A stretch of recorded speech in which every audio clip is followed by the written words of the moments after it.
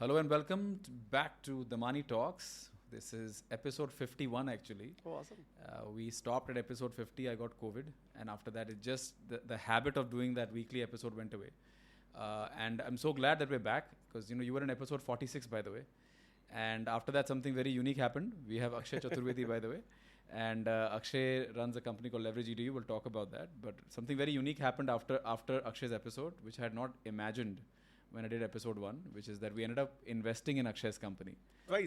Twice over, yes, absolutely. And in fact, we ended up setting up a fund specifically for investments like Akshay's company and that fund we are about to announce very soon. It's called Artha Continuum Fund, and we'll be funding late stage growth companies.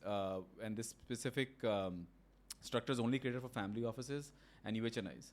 So they know, because investments in rounds like yours, because we invested for the first time at $100 million valuation only in your company. Before that, we've never invested at that type of valuations.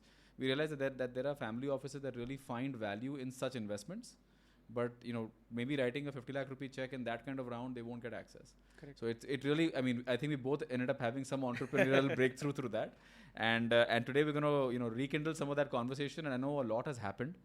A lot has happened since we discussed last time. So without further ado, first of all, let me introduce, Akshay Chaturvedi. Akshay, by the way, is known as a force of nature. Every time I've heard somebody talk about him, there's always a connotation that he's a force of nature.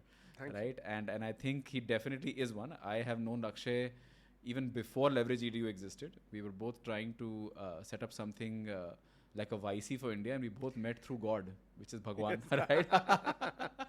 That's right. And I think actually you were just graduating from ISB at that time. I had just graduated, 2015. That's right. Right.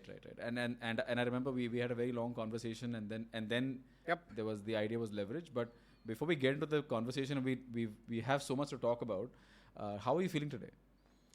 No, awesome. Glad to be, more importantly, as the last 15 minutes were told you, very happy to see you. It's been a while since we caught up. And super fond of you, super fond of what we've been able to kind of build together in the last 2 years. And big fan of your style of building a VC fund, which is very unique and very different from what you essentially see largely outside in the Indian market right now. And very happy that I'm now on the other side. You are a shareholder, and I'm a company which is hopefully going to swing the bat very, very well for you. Absolutely, I think we're very excited. I think, and again, and we'll talk about when we invested. I told you there was a unicorn within a unicorn residing. We'll talk about. We worked on that. Yes, we worked on that exactly, and I think we're definitely flying that way. Yes. So but that being said, actually, let's go before anything else. I think when you look at your body of work, right, and if anybody goes to Akshay's LinkedIn, right, just look through 2014 to 17. It seems like there are 3 different careers going on at the same time.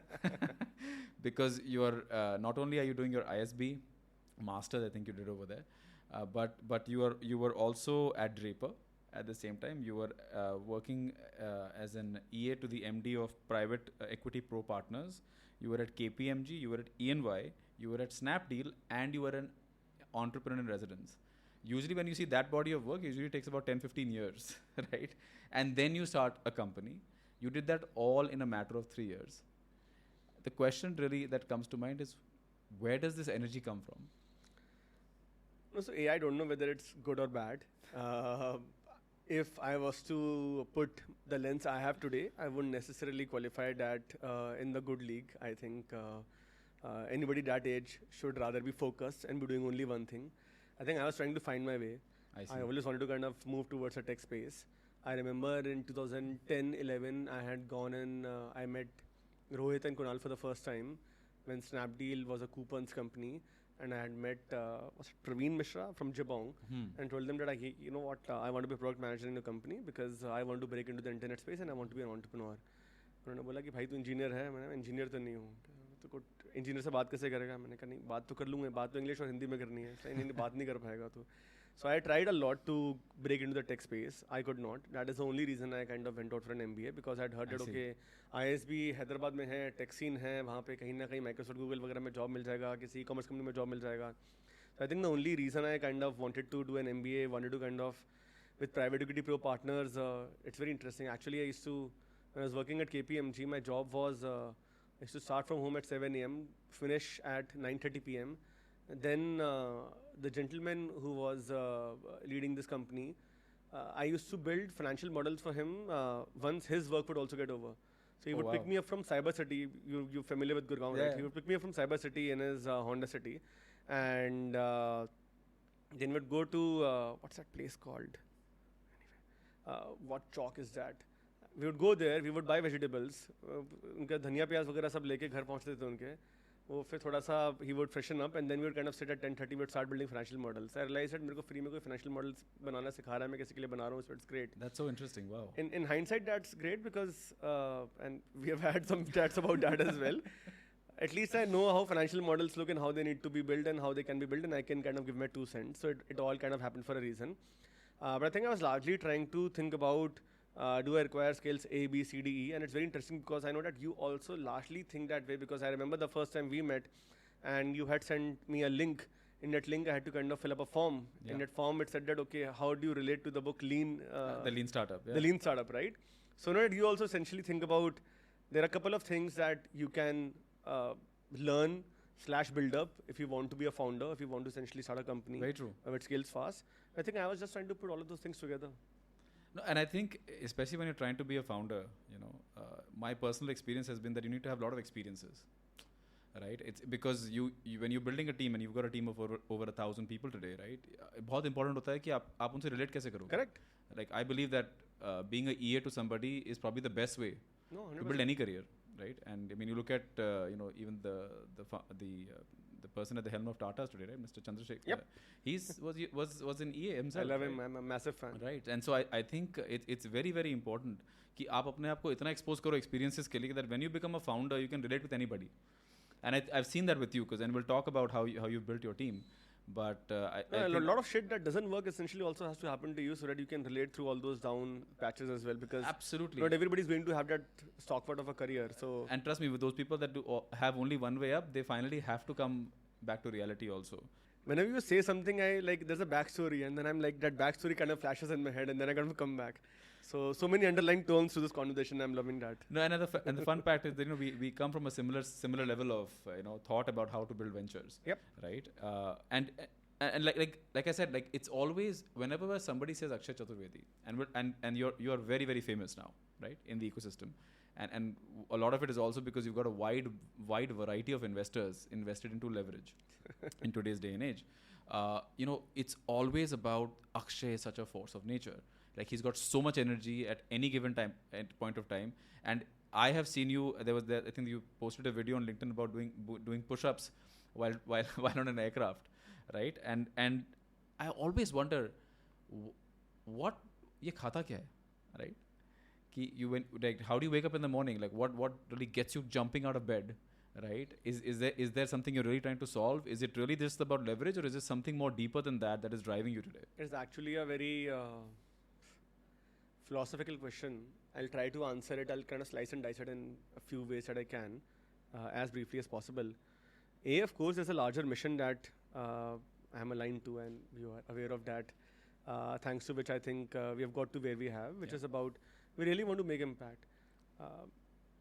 B, there is great joy in building a dhanda. Correct. There is absolute joy. I was telling you the reason I need another coffee was that 3.5 घंटे सोया हूँ कल रात को. Correct. सुबह 4:15 बजे तक हम office में थे और मैं नहीं था, मेरी टीम थी पूरी. ऐसा नहीं था मैं अकेले कुछ Elon Musk पना कर रहा था, but everybody was there and everybody was working super hard. And since you said you wake up in the morning, so when I woke up in the morning, there was a certain, and we spoke about this, there was a draft email in my head that I had kind of started typing in my head कि अच्छा ये लिखना है. And there's a draft Excel sheet in my head that ये वाले points cover करने हैं. So I think I never feel like I'm working X number of hours or like in certain way. It's just pure joy. Like if I won't do this, I think I can't survive. So there is great joy in kind of building a business. That of course gets, there's a layer of the fact that what we're doing for a living, it's kind of helping somebody. It's helping somebody achieve their dreams. It gives us enough chance every other week to reflect on whether we're doing it the right way or not. Correct. Because I have folks who, because I'm accessible, because I'm because I'm out there. Even though I have 1,000 people plus team, if something breaks down, people write to me because they feel that they own a piece of me. Correct. And like my Instagram DM is now like, I have so many students that I speak to every single time I'm in any city in the world. I do a small get together of sorts, and we have like 150, 200, 250 लोग जो इकट्ठे हो जाते हैं, and we talk about how to kind of crack jobs here, what's happening in India, where are the opportunities right now, what sectors are essentially in focus at the moment. So you essentially are kind of playing it 24/7, day and night, day out. And when you kind of see it through multiple hoops and multiple cycles, as now you have also kind of seen multiple cycles in the business, you've been an investor for a couple of years, you start to realize that you are not in the business of compounding numbers. That is going to happen, but you're in the business of compounding lives. And when lives compound, how you feel for that 1 minute, every single time one life compounds and they write back to you or they meet you and they say thanks, that kind of just carries you forward for the next many weeks together. So if you don't mind, I'll kind of just, this thing that came to my Instagram DM, I think just this morning. Please. Somebody wrote in, Surya Shiv Kumar, want to meet you in London, sir. I'm a leverage student. You sent me here. I'm totally satisfied with what I'm doing. You're such an inspiring being. I want to meet you, sir. We're going to take a screenshot of that. मतलब मज़ा आ गया. मतलब और ऐसे message ना हफ्ते में कम से कम आ जाते हैं 15-20. और ऐसे भी लोग आते हैं जो बोलते हैं कि मुझे ये ठीक नहीं हुआ, मेरा वीज़ा नहीं आया टाइम से, मेरा लोन नहीं आया. और उसमें मतलब I always teach my team as well, and I think my team also does a great job at this right now, that कोई फ़र्क नहीं पड़ता आप कौन हो, क्या हो, किसी को फ़र्क नहीं पड़ता डेस्टिनेशन आपकी क्या है. सामने वाले के लिए आप एक सर्विस हो, आप एक प्रोडक्ट हो, या तो आपने ठीक से दिया या नहीं दिया. Correct. So then you essentially you just very humbly, चाहे कोई कुछ भी बोल रहा है, very humbly always use the hand emoticon. इतना अच्छा एक WhatsApp पे emoticon बनाया है, Instagram में emoticon बनाया है. Always use the hand emoticon, use it excessively, and say that, hey, you know what, apologies, this doesn't work out the way, and you kind of just try and fix it. I have seen the best relationships I have built out are by me be apologizing to people. It's crazy. And then somehow, अगर कोई बोल भी रहा होता है ना कि मेरा ये ठीक से नहीं हुआ है, and it happens because we're running a B2C business. Today we are enrolling 120 students every single, I told you, 19 UK and 13 US. We are enrolling about, and कुछ Australia, Canada भी. Enrolling 100 students हम हर दिन enroll कर रहे हैं आज की date में. तो 100% तो हो ही नहीं सकता ठीक. तो कुछ 1-2% जब होता है और वो बच्चा करीब DM करता है, तो उसको आप बड़े विनम्रता पूर्वक आप उसको हेल्प करते हो, एंड वो फिर ना आपका फ़ैन हो जाता है फिर, क्योंकि वो देखता है इसने मेरी ज़िंदगी में एक बहुत इंपॉर्टेंट चीज़ थी जिसमें इस आदमी, इस औरत ने मेरी हेल्प करी है. And that compounds. And when that compounds, it comes back, and then they essentially are more than happy that, you know what, forget my video. I'm going to go to my college and make 10 videos for you. I'm going to put this out on like these 4 other forums. I told you, right, when we was kind of catching up outside. Customers into fans. 67% of our acquisition was organic. It has not happened because of just tech interventions or because we said it, okay, we are for being able to foresee content. It has happened because we genuinely want to help the customer. Every single week, every single month, and every single day and every single hour as well. And I think that needs you to fall in love with the mission of what you're building. It cannot happen any other way. And in fact, I was gonna point that out, that when you were talking initially about, you know, what gets you out of bed, you never talked about the business, right? You were talking about a mission in life, right? And I think in many ways, the best entrepreneurs are the ones that are not worried about ki dhanda kya hoga. But I have a mission in life. I will make it happen. You could have given me education. I would have done fantastic with it. If you could have given me fintech, I would have done amazing with it. Guess what? If you gave me space tech, I would have still done amazing with it, right? That said, Anirudh, I also somehow feel, and very kind of you to use the words that you did, I somehow always feel that this is naturally kind of comes to me, right? But I feel because of this, I sometimes feel that the basic, and you know how focused we are, how granular we are, right, as a company. I somehow feel that always gets overshadowed. लोग बोलते हैं अच्छा तुम वहाँ पे 3 event में थे, अच्छा तुमने वहाँ पे उसको पिच किया, आपने जैसे बोला तुमने पुशअप किया, वो तो मजे में किया पुशअप, बट उससे पहले हम काम ही कर रहे थे 18-19 घंटे. So I think that gets overshadowed, and I somehow always try to, when people reach out to me and they say that हम एक ये कर लें, हम जाके पैसा रेस कर लें, बोलता हूँ मतलब no, just be granular, just sit in office and kind of work for 18 hours a day, because there are no two ways about it. So I somehow am also kind of trying to tell people these days that okay, this is all great, and maybe my thing is that when people are saying force of nature, thank you so much, but I want people to say that he's also very granular, he's also very focused, he knows his numbers in and out. I know all my input metrics to my output metrics and entire funnel, like for all of my businesses, for all of my different channel-wise split, like to my heart. And I think that is more important than being a force of nature. and maybe both of those things maybe go together, and you know. And sometimes I feel ki, you know, see, as you get bigger, obviously you cannot be as in granular control of everything, because then you become the lid on the. I think yet it's important in some sense still to Agreed. be very. I just think you need to probably, you know, hand over those responsibilities to people who are better than you. Of course. But then you have a handle on them, because otherwise, you know, if you're running 1,000 people and everybody reports to you, right? And I've seen those entrepreneurs, by the way. I've seen those entrepreneurs. Lot of small businesses that run this way, that, you know, from the front door to the finances, all managed by one person. But I'll double click there AD, for like just one more minute. वहाँ पे my view is that suppose अगर 10 DRs आपके 10 direct reports हैं, तो भले ही आपने responsibility इनको दे दी और वो पूरा का पूरा रन कर रहे हैं, बट क्योंकि आप कंज्यूमर को इतना डीपली समझते हो, उसके मतलब नस नस से वाकिफ हो, तो भले ही वो आदमी / औरत that very capable better than you leader will be able to do 90% things better than you. Of course. There is still going to be that 5%, 10% that will be oblivious to everybody else in the room, and that only you can look at. And somehow, that, always. And that is always the entrepreneurial ability, right? Because you've run it. And then you're going to just look at those 10% for those 10 people, which is still going to make up 100%. Because पर जो वो value add आएगा ना, वो उसके बिना आएगा नहीं, आपकी मेहनत के बिना. अगर आप सोचोगे कि मैं अभी मेरा हो गया, मैं बैठ गया, अब मैं इवेंट में जाके बात करूंगा, तो उससे नहीं होने वाला. तो वो 10% सबको उठाना भी जरूरी है, क्योंकि then that person will also respect you. वो नहीं तो बोलेगा मैं तो कर ही रहा हूँ काम, यार तू क्या वैल्यू ऐड कर. Yeah, in fact, my mentor used to always say that, you know, like you always check at the bottom level. You keep persons at the top level, but go back and check at the bottom level to make sure that whatever is being decided, whatever that is being talked about in the boardroom, is it actually happening on Main Street, right? And that will tell you कि what is wrong with whatever has been implemented. Correct. Because there is a bit of Chinese whispers ना, आपने शायद ऊपर में 100 बोला होगा, नीचे आते तो 20 हो चुका है, right? But वो 80 कहाँ गायब हुआ? That will tell you where the organization is weak, where the pipes are leaking effectively. And very interestingly, I think the mission part connects to this, because I was also I just recalled, I'll digress for 30 seconds again. मैं आकाश के घर पे था, education company, Behemoth, and he and another private equity firm together have bought VLCC. अच्छा. And private equity firm के 5-6 लोग थे, उनका नाम नहीं लूँगा, और 2-3 और एक और private equity firm के लोग थे, जो potentially deal को देख रहे थे, और आकाश थे, because he has had a payday and he was kind of buying this company, VLCC. And तो आकाश बोर्डरूम आए, मुझे उनके घर पे था एक इवेंट के लिए, तो मुझे उनकी छत पे था, मुझे बता रहे थे कि बोर्डरूम में घुसे, उन्होंने बोला कि तुम में से VLCC यूज़ कितने लोगों ने किया है. एक बंदे ने किया था. बोले भाई मैं कल VLCC यूज़ करके आया हूँ पूसा रोड वाले स्टोर पे, ये वो करते हैं, सबसे महंगा पैकेट लेते 40,000 रुपये का, कि उनका मसाज में ये कमी है, ये वाले प्रोडक्ट में ये कमी है, यहाँ पे ये है, यहाँ पे ये लोग ऐसे बोलते हैं, उनका सर्विस लेवल ऐसा है, उनका प्रोडक्ट लेवल ऐसा है, उनका टैट ऐसा था, उनका जो ओपनिंग आवर था वो 1 घंटा लेट था, उनका जो इवनिंग आवर था वो 1 घंटा और हो सकता था मार्केट में जहाँ पे उनका स्टोर था उसके हिसाब से. So that granularity, like that was so important, and somehow that was completely missing from the room, and that added so much value, even though it was something so normal.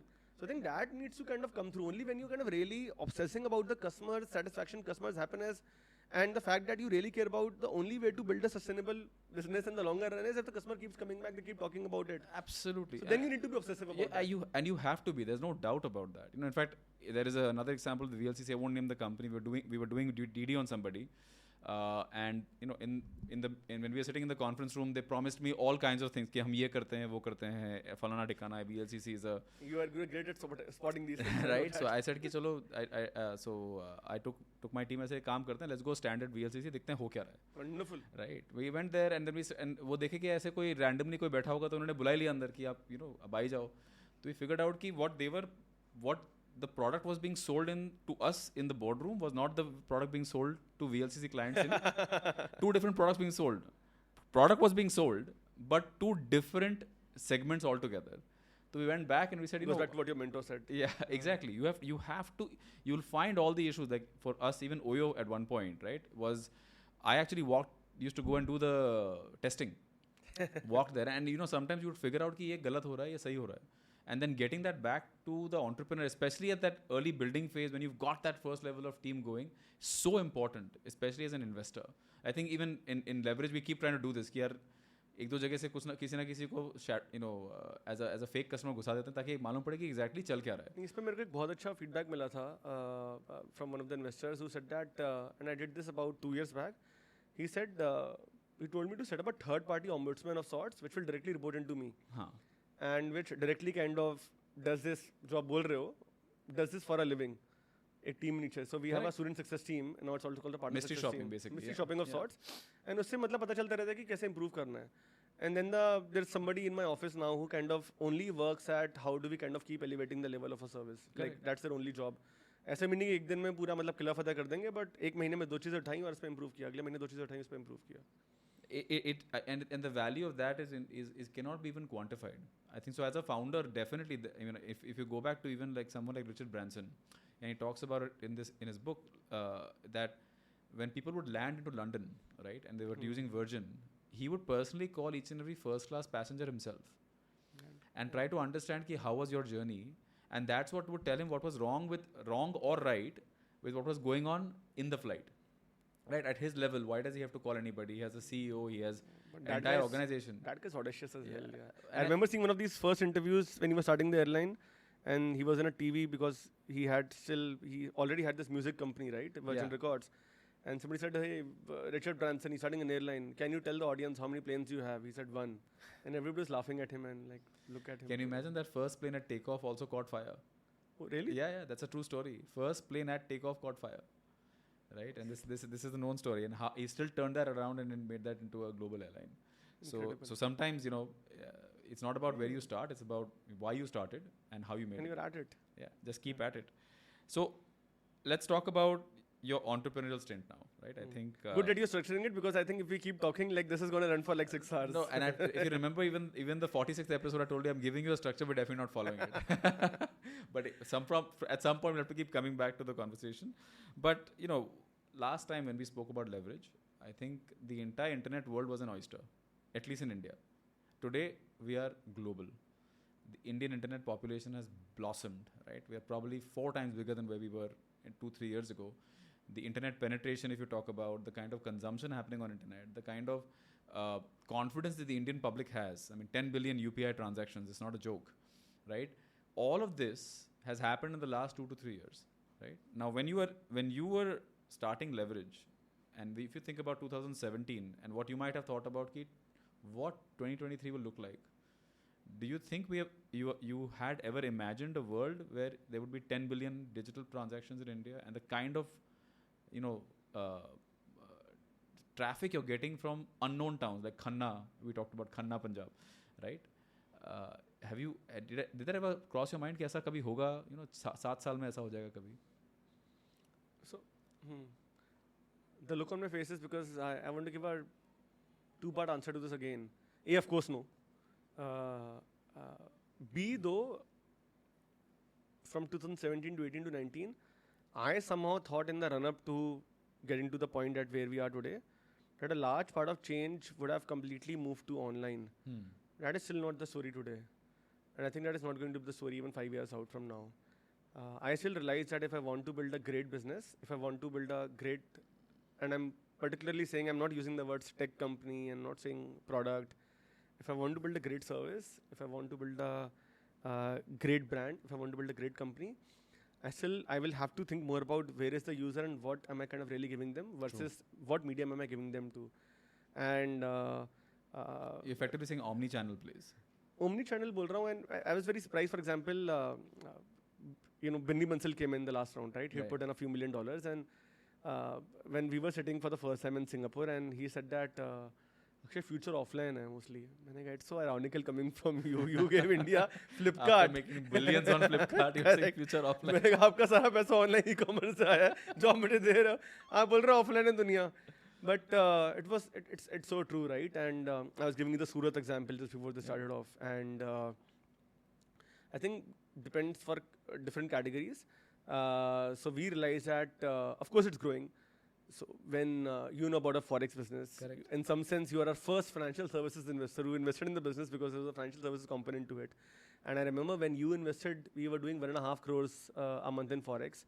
Last month we did about 117 crores a month in forex. So we've almost got into 100x since you first invested in the forex business. And I think you've not even scratched the service at this point. और उस वक्त पे ना लोग trust नहीं करते थे हमारी फॉरेक्स सर्विस को. लोग बोलते थे कि ठीक है तुम तुम्हारे थ्रू ना जो सबसे छोटी वाली पेमेंट है ना वो भेजूंगा, वहाँ पे बच्चे को कुछ खाना खाने के लिए भेज दिया.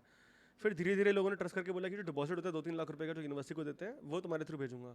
Gradually that trust built out and also because of core service in some sense we are embedded finance. Correct. And I somehow feel that this is my toffee wrapping on it, that the best fintech will be the companies which are not called fintech. Yeah, embedded finance is the future, to be honest, right? Yeah. So today parents are sending their entire fee, like our average transaction volume in the last few months has been like an average user spending about 30-35 lakh rupees on a platform. They're trusting a company which is only like, and वहाँ पे leverage का भी logo छोटा ही होता है, in fact Fly Finance पे leverage अपने logo देखा है. Correct. And actually वाली t-shirt पहननी चाहिए थी मेरे को आज, but anyway. Like But- I think, like I said when we first interacted, ki I'm not investing in you for leverage. Leverage is a great business. I'm getting that business for free, right? What I'm really investing is in Fly Finance. Correct. And no, you're right. So the trust improved a lot in the last few years, and kudos to the government, kudos to the growing Indian population, their adaptation to everything fintech, and kudos to I think a lot of companies who are doing the hard work, who are doing the hundreds of millions of dollars of brand building to make everybody believe that digital transactions is real and it's safe and it's okay. But and I think it's also would also be true that if we had not had internet penetration at the scale that we've had, right, or we would not have had something like a game changer like a GST, right, or Aadhaar, right, which has made even passport issuance so much easier. Yep. I think all of these sort of that India stack that is coming together, that has actually opened up avenues that would have otherwise taken maybe another 10 years to get there, right? You would have got to Khanna Punjab, but maybe in 2030. No, of course. Look, those digital public infrastructure that is being built out and is still being built out. I was reading this paper about BIS, the international settlement that is happening right now, and like how India is adapting to it. And I think there's a lot of news about how everybody's adapting our fintech stack of sorts. Correct, UPI. I was with It Sharad amazes Sharma people. recently. Amazes people, yeah. It's crazy. I think we're essentially, and I say this because in some sense at Leverage also we say that India is going to be the talent exporter to the world. The entire world needs talent right now, and I say this in the investor group that we have so often. And the answer is India. India is going to export talent, be it in the US, be it in large parts of Europe, be it in Australia, Canada, anywhere else as well. And these people then will essentially keep moving, and we need these global Indians to be able to winning at different points of time at different places for us to kind of really outshine as an economy. If we are kind of moving in a journey from a 3 trillion economy to a 5 trillion or 10 trillion or 15 trillion, वो सिर्फ manufacturing से नहीं होने वाला. Correct. वो सिर्फ software adaptation से नहीं होने वाला, वो export से होगा. और within export, there is export of products, there is export of services. And export of services के अंदर the most important part is that how do you kind of have more global Indians win all across the world. So I think all of it goes together. So everything that you are saying, I'm kind of just taking the juice out of it and saying that it is very important for any and every business to think about how that India stack leads into our reputation internationally as well, and make use of that paradigm shift and build businesses which have that level of arc. And I think when we add to that point, you know, like our biggest export eventually is probably going to be Indians itself. Yep. We're just going to keep exporting Indians because that is India's biggest export, by Yeah. the way. Export of services के अंदर export of people is the biggest export. 37% CAGR. because all other economies are also aging much faster than us, right? And I think we're still below 30 at this point in terms of an average age. So effectively, you know, if you go to Japan, you know, they're now opening their borders for immigration, right? If Correct. you go to even China's aging much faster than the world, Yep. right? So effectively, you know, and this was at a recent event. Somebody said, you know, honestly, think 50 years down the line, so 75 years down the line, what if every working human being was an Indian? Because, you know, effectively in 50 years, there's going to be That's just so crazy. many Indians, right? Everywhere. I mean, not just the Prime Minister of UK or you know what was happening in the US. Now you've got a Most you know, likely. contender at least, right? Strong contender. Yeah, that could be from Indian origin. You know, there could be very much possibility that where are the farmers going to come from, right? If everybody gets older, where are you going to get the farmers from? And it could eventually be from India because we're going to have the youngest population, and we'll keep exporting them. It's like an ARR that will keep getting back, recurring income from exporting Indians across the world. So I'll just give you some stats, and I don't know if you ever sat down and looked at this yourself, but you've got 438 crore raised across 6 funding rounds till date. Institutional investors, you've got Bloom, DSG, Tomorrow Capital, Avendus, Kaizen West, 9 Unicorns, Pivot, and Artha. There are a few more, but Avendus नहीं है. Avendus का नाम लिखा हुआ था, but anyways, maybe a mistype. ले लेते हैं उनसे पैसे. उनसे आप बात कर लो, उनका नाम तो ट्रैक्शन दे ही रहा है, तो नाम might आई as है, well. हाँ. In terms of family offices, DSP, Mankind, Chona, NB Ventures, I'm sure I'm missing a few. And then you've got in CVCs ETS Shorelight, which is the two guys that two firms that came in the last round. And in angels, there's a long list, but I'm just talking about the names that have more than at least 10 investments. Alok Mittal, Ritesh Malik, Amrish Rao, Swati Desai, and so forth. By the way, the Binny, VSS, Kunal Shah. yeah, Binny would probably come again in your Binny family office office as list. well, Yeah, in some sense. But effectively 113 investors on the cap table. So it seems, Akshay, whatever you do, nothing is small about it. I don't think that's a great thing, but at some point of time, I'm sure we need to cut out some secondary tranches. But yeah. No, but what I really like is, how you've, and I think you were the first one to do it, by the way. I'm replicating that in some other ventures. You put together, most of your top investors in a WhatsApp group, and the WhatsApp group is called Leverage Believers, and now it's called Leverage Believers plus plus plus, right? That's right. Where did the idea come from? That's a very unique strategy. I think you keep your investors engaged. You're consistently pushing content onto your investors on, I think, at least a daily basis. Agar 2-3 दिन में message नहीं आता तो I'm pretty sure you're on a flight somewhere. I'm glad you said engaged, and I was kind of waiting for that word. Is it going to be engaged or is it going to be spammy? I'm glad you picked the right word, engaged. I think that was super conscious. And a lot of things that we've done, in fact, raising money from angel syndicates, raising money from angels in the beginning, and also having this group of, I think there are about, between all of you, 10 or 11 institutions only that are part of that core WhatsApp group. And I think that gives me a chance. And I think I'll tell you multiple things that have happened always, which tell me that that's a very useful group to have. Correct. A lot of times, for example, on every post that I put out, 1 or 2 people will respond out of the 11 institutions that are out there. But I know that everybody is reading. And somehow I'm parking some information at the back of their head. Correct. So remember at one point of time when Sajid used to be on my board from Bloom Ventures, and he used to engage more, and Karthik was still part of the group. And I had put some figure. And then 3 weeks later, Karthik made an introduction for me to some US-based investor, which, by the way, led to a lot of other things later and got us some capital. Saying that Leverage is doing this. Recently, they did this. And that came from that WhatsApp text. He had not responded to me. He had not responded on the group. But it was parked at the back of his head that we had done XYZ thing. And he used that as a layer to make that introduction for me, which kind of just set the ball rolling. So, you know what? I'm essentially parking Leverage at the back of your head. And you guys as investors, you are like, you are everywhere. You are speaking to people who matter. You are speaking to people who essentially can change our fortunes as we move forward as a company. So I owe that to all my colleagues. I owe that to all my stakeholders who are not in that group as well. And I owe that to all of you as well, that how can we kind of put the best foot forward as a company. And when I think, how can we put the best foot forward, that we essentially includes like us, other stakeholders, and a lot of other folks as well. In fact, you brought up a very interesting point, right? I think most founders, right? And the good thing about the communications, it's not always positive communication, always trying to push out. I've also seen some open-ended questions you put out where you're really looking for feedback. Challenges, asks. Yeah, and I think what happens, and this is a very, मैंने ये pattern देखा हुआ है. Founder अच्छा कर रहा होगा ना तो monthly report हमेशा आती रहेगी. Monthly report, WhatsApp report, सब मिलेगी आपको. Things start going bad, suddenly the reports stop coming, right? And that's usually a time for us to reach out and say, what's wrong? But I've not seen that with you. In fact, if you ask me, you've leveraged your investors exactly the way they should be leveraged. Because at the end of the day, you have family offices, you've got your CVCs, you've got your angels. Each one of them has a utility. But effectively, if you look at the institutions, right? If you look at a Bloom, you look at DSG, we're probably the guys that are meeting, 100 new people every single month, whether they're LPs or whether they're other fund managers. And you're essentially loading our lips by consistently feeding us information that other guys are not. क्योंकि हमें भी तो कुछ बोलने के लिए चाहिए ना. जब तक आप कुछ I can only tout a presentation that I saw 6 months ago for so long. But when you give me live data, and वो मेरे दिमाग में है, right? This is the lesson for all founders, right? Guess what I'm going to be parroting the most?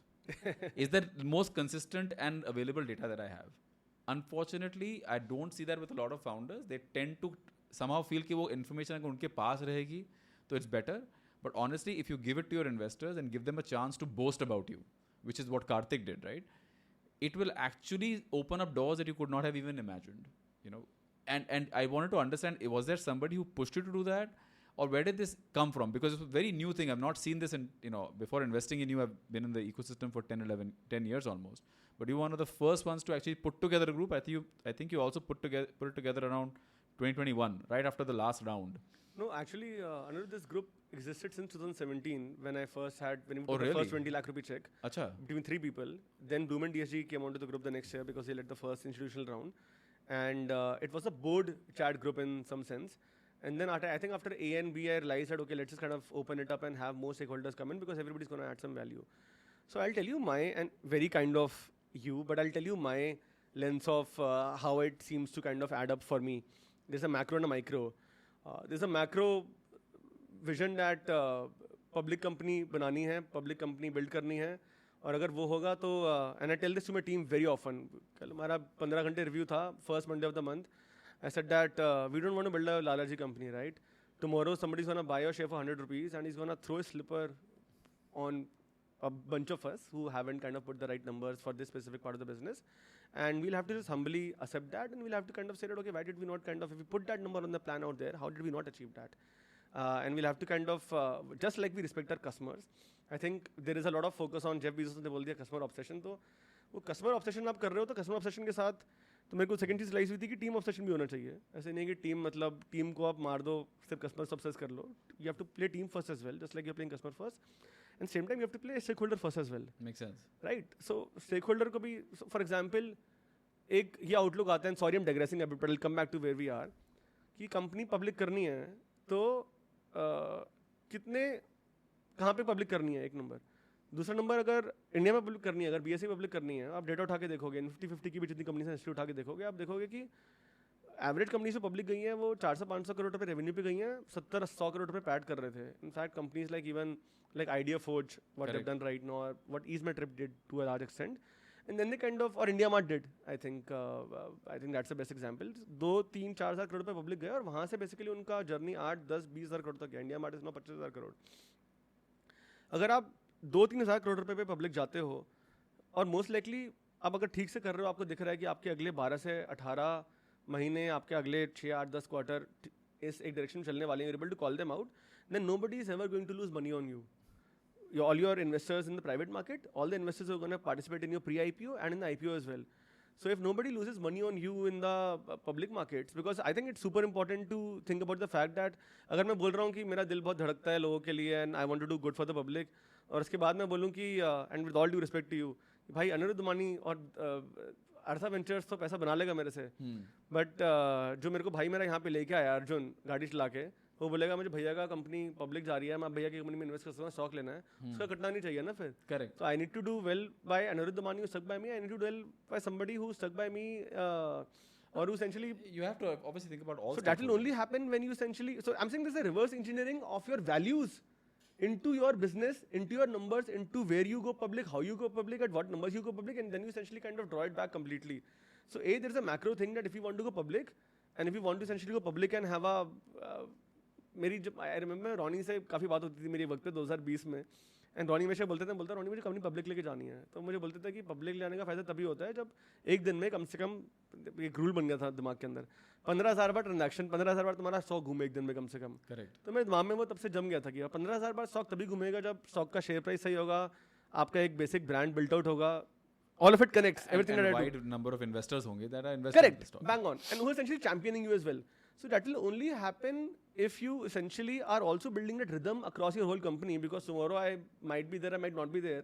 But if that rhythm is there, that we are a company that overshares, that over communicates, and अच्छा हो रहा है तब भी बताते हैं, बुरा होता है तब भी बताते हैं, ट्रांसपेरेंट हैं, कॉन्जर्वेटिव हैं, एंड आपके पैसे को सेफ रखेंगे, because in some sense I am also wealth manager as a founder. आप बता रहे हो 450-470 करोड़ रुपए जो भी हुआ है, तो मैं वेल्थ मैनेजर हूँ, मैं घर पे नहीं है वैसा, मैं मैनेज कर रहा हूँ आप लोगों की wealth in some sense, and we are making sure that compounds, the student lives are compounded, that money is also compounded, people's careers who are kind of investing their hard work 18 hours a day, 7 days a week, that is also being compounded. That will only happen when there is transparent communication. So A, there is a macro. B, there is a very selfish micro, because and I'm not saying this, I'm really not saying this because I don't think I'm the most intelligent person in any room that I enter, right? But I always try to make sure that I am the hardest working person in any room that I enter. And I am always thinking about एक मेरा दूसरा बायस भी आ जाता है क्योंकि मैं ये दिन रात कर रहा हूँ. Correct. So hence, and you were referring to some of these chats as well. I'm always hence also kind of asking questions and I'm kind of laying it out to say that how do you think this can be done differently? Am I missing something? And that is a very selfish way of kind of thinking how my business can improve. Something as simple as I was telling you, we used to move our funnel in a certain way. पहले कोई आके इतना part करता था, फिर दूसरा कोई part इतना आके करता था, and we said okay. But ये दोनों टीम्स के बीच में जो टर्न अराउंड टाइम था, उसकी वजह से स्टूडेंट का थोड़ा सा इनकन्वीनियंस हो रहा था, 1 से 2 दिन का. और यहाँ पे हमने रियलाइज किया कि हमारी फंडल फट रही थी थोड़ी सी. So okay, can we merge the team, can we run this pilot. हमने 1-2 लोगों से फीडबैक लिया जिन्होंने यही सेम चीज़ किसी सास कंपनी में देखी है, किसी ने ये चीज़ CPG में देखी है, किसी ने ये चीज़ किसी फिनटेक में देखी है, which is more B2C. And all of that advice helped us do this basic pilot. And over time, I think what has really, I don't know if I can say this right now, but whatever has, I don't know if we have excelled, but at least we have got to this 100 CR plus revenue kind of standpoint as a company, 200 CR revenue hopefully next year. We have got that, we've gotten there by doing a lot of pilots, a lot of experimentation. And even right now, this is not about like pilot does not mean that kind of change the entire company overnight. Pilot means कि छोटी-छोटी चीजें अलग-अलग कैसे अलग-अलग चीज़ों कर सकते हो. And that only happens when you surround yourself with very smart people and you're open to their feedback and you अगर 2 बातों पे पुशबैक करोगे और 3 बातें आप मानते भी हो और देखते हो कि अच्छा ये 3 बातों में से आपकी ये 2 बातें सही थी, एक बात सही नहीं थी, डेटा बोल रहा है, और ये 2 बातें लेकिन सही थी. And thank you so much. और जब मैं आपके साथ भी वो सेम चीज़ करूँगा ना, तो आप बोलोगे ठीक है, 5 पे इसने 2 पे पुशबैक किया, 3 मानी, 1 तो डेटा ही गलत बोला, 2 पे इसने मेरी बात मानी. You will also engage more with me the next time and you will be more than willing to. Some of my most value-adding investors on the cap table who have been there with me for the last 5 years are people who on a continuous basis I spar with them. But there is so much trust and love built out that next morning we kind of wake up and say that okay, I love you too. But that sparring is so important part of the relationship because उसके बिना मतलब वो that level of trust will not come through for we to do the changes that we need to do in the company every single day to get better. I think you brought up a very interesting point when you were just talking about this, right? Sparring. I think you, because आपके पास ये अलग-अलग sets of investors है, right? You've got the angels and some of them also founders. I think Akshay is also an investor, Chaturvedi, right? Akash is also an investor, I believe. And then you've got, then you've got the family offices, then you've got the institutions, and now you've got the CVCs. How are you leveraging each kind of investor, and what kind of leverage are you getting out of them? Like, obviously you're not going to talk the same language that you would have, let's say, with a Bloom, with an angel, because, both of them would have very different thought processes on how they see ventures. But how are you doing it? Because I know you are. I just want to understand how. Like, how are you leveraging, let's say, a family office? We're talking about one of them right outside. Let me give you some specifics, right, without going into too much detail. For example, we talk a lot about Fly Finance. Yeah. I think no other investor on my cap table pushes me or questions me enough about the Fly Finance piece of the business. And I very, very, very strongly believe, which is why I believe that it's a unicorn within a unicorn, right? I would rather say a public market 8,000 crore company within a public market 8,000 crore company. Just like that, Tomorrow Capital came just around a Series A. They don't have a great investing history. उन्होंने तब शुरू ही किया था उससे 1-2 साल पहले. But they have been super helpful in terms of us helping build the right processes, helping us kind of, for the first time we started using a CRM when they came through. For the first time we started having a basic SaaS tool through which all our hiring happens. So they built out the processes at that time, which was kind of really important. Today, the kind of investors I have on my Series C, one of them is a massive, massive connector. ETS does $1.5 billion in revenue. They have absolute respect. I was in Thailand. I wrote to the global CEO, who's become a mentor of sorts. That मुझे ये 10 लोगों से मिलना है, 6 लोगों से मिलवा दिया उसने, मतलब 2 दिन में, मतलब 24 घंटे के गैप के अंदर. And I could these were people who were the absolute hotshots in Thailand. And the same thing happens when I go to Singapore. Same thing happens when I go to some other place as well. So the network comes through. Shorelight, which came in, which is really helping us build out the US leg of the business. They understand the granularities of building a higher education business like few people do. They're building a $250-270 million revenue business right now with a 60 million EBITDA. So the kind of, and I'm working with a person who scaled $0 to $100 million in China for them in 3 years. Wow. So when I work with her, मेरी उसके साथ हर Thursday call होती है शाम को 7:30 से 8:30. The pace at which she works is crazy. It's crazy. I learned so much about operating my business in a better way with her. And then you, of course, go back to a DSG, which has a brand overhang, and you kind of go back to Bloom, which is looking at a lot of things. Bloom essentially, next week Bloom is making me meet 8 different bankers and saying that if you really want to go IPO, Akshay, if you're really serious about this, you keep talking about this, we're going to be in Delhi, we'll sit with you in the room, we're going to set up 8 meetings with these pre-IPO bankers. You start thinking about how you want to kind of do it, what do you kind of get, what do you need to do right now in the next 15, 18 months to kind of get ready for it. And so yeah, when I think about all of these things, and now I'm kind of going into some specifics, and same thing with family offices as well, right? They've made the connections that they have, or come up with advice, or come up with a GTM in a different territory. I think in some ways family offices can open more doors than us Absolutely, absolutely. This specific person that we're talking about, they've opened doors for me on fintech. They've opened doors with a very large family for me in Gujarat. Same thing in Kolkata. And that wouldn't essentially have happened if you wouldn't have made the introduction between me and this family, and they wouldn't have essentially come on board as an investor. So I think it all comes together. It's funny thing that I got introduced to you by Bhagwan. So just look at the chain of events. Correct. So I'm saying, just kind of close that thought. Now when I think of it from that perspective, I cannot take the company from point A to point E without all the support that I have. So my core job, essentially, as Steve Jobs used to say, is to kind of put the orchestra together. And how you kind of structure it out every single day, how you communicate well, how you over-communicate well rather, becomes the most important part of the entire puzzle. And and I think it also shines through because when you went out to raise money, this is your last round that you completed in June of 23, right? Yep. And not the best conditions to raise money, I would imagine, right? Because you're in EdTech, at least you're clubbed in EdTech, whether you like it or not. And all the issues that are going on over there. Plus the tightest funding conditions was in June. India is a lot better now when we're talking about in September, October. And in that situation, you went out to raise money. And you raise money from some top investors, ETS, Shorelight, obviously you got Capri Global and other family offices also coming in. Bloom also participated. I believe DSG also came in. So, and you got all of them. So you got your current investors to double down or at least put more money. And then you also got into very important strategics for your company in the tightest funding conditions that India has seen in at least 5 to 6 years. What shone through? What happened? How did you do it? And what advice would you give somebody who's currently still tight fundraising conditions? What advice would you give them from your journey of raising this round? Let me put a structure to what I say. I have never thought about fundraising like bankers run it. I've always thought about fundraising in terms of relationships. So whether it be you coming in the company, which happened through a podcast, and we kind of fell in love with each other, if I can say that, and said, okay, we want to be part of each other. Yeah, the love was $2.3 million worth. And or be it even with I got introduced to ETS sometime in the month of September. Achha. And September last year, 2022. September. And I had gone to Bali to do a 3-day workshop with Karan Khemka, who happened to come on our board later. He's on that group, right? One of the co-founders of Parthenon, which he sold to EY. And I remember Amit Sivak, who's the global CEO of ETS, was in Delhi for 2 days. And I was trying really hard to meet the ETS GM in India. So, and I was like on the phone, and Karan said, hey, why are you on the phone? Like, अच्छा sunset हो रहा है. मैंने कहा, अरे sunset आप देखो, आप बेच चुके हो कंपनी, मेरे को तो अभी धंधा बिल्ड करना है अपना. ये मेरे को कोशिश कर रहा हूँ इस बंदे से मिलने की, GM मिल नहीं रहा है.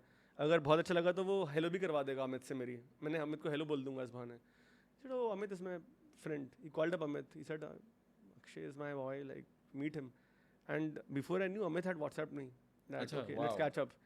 And then I met Amit. He did not have a slot on his calendar, so I met him outside the airport. I drove him to the airport, and we kind of spent some time there. And then the relationship kind of continued.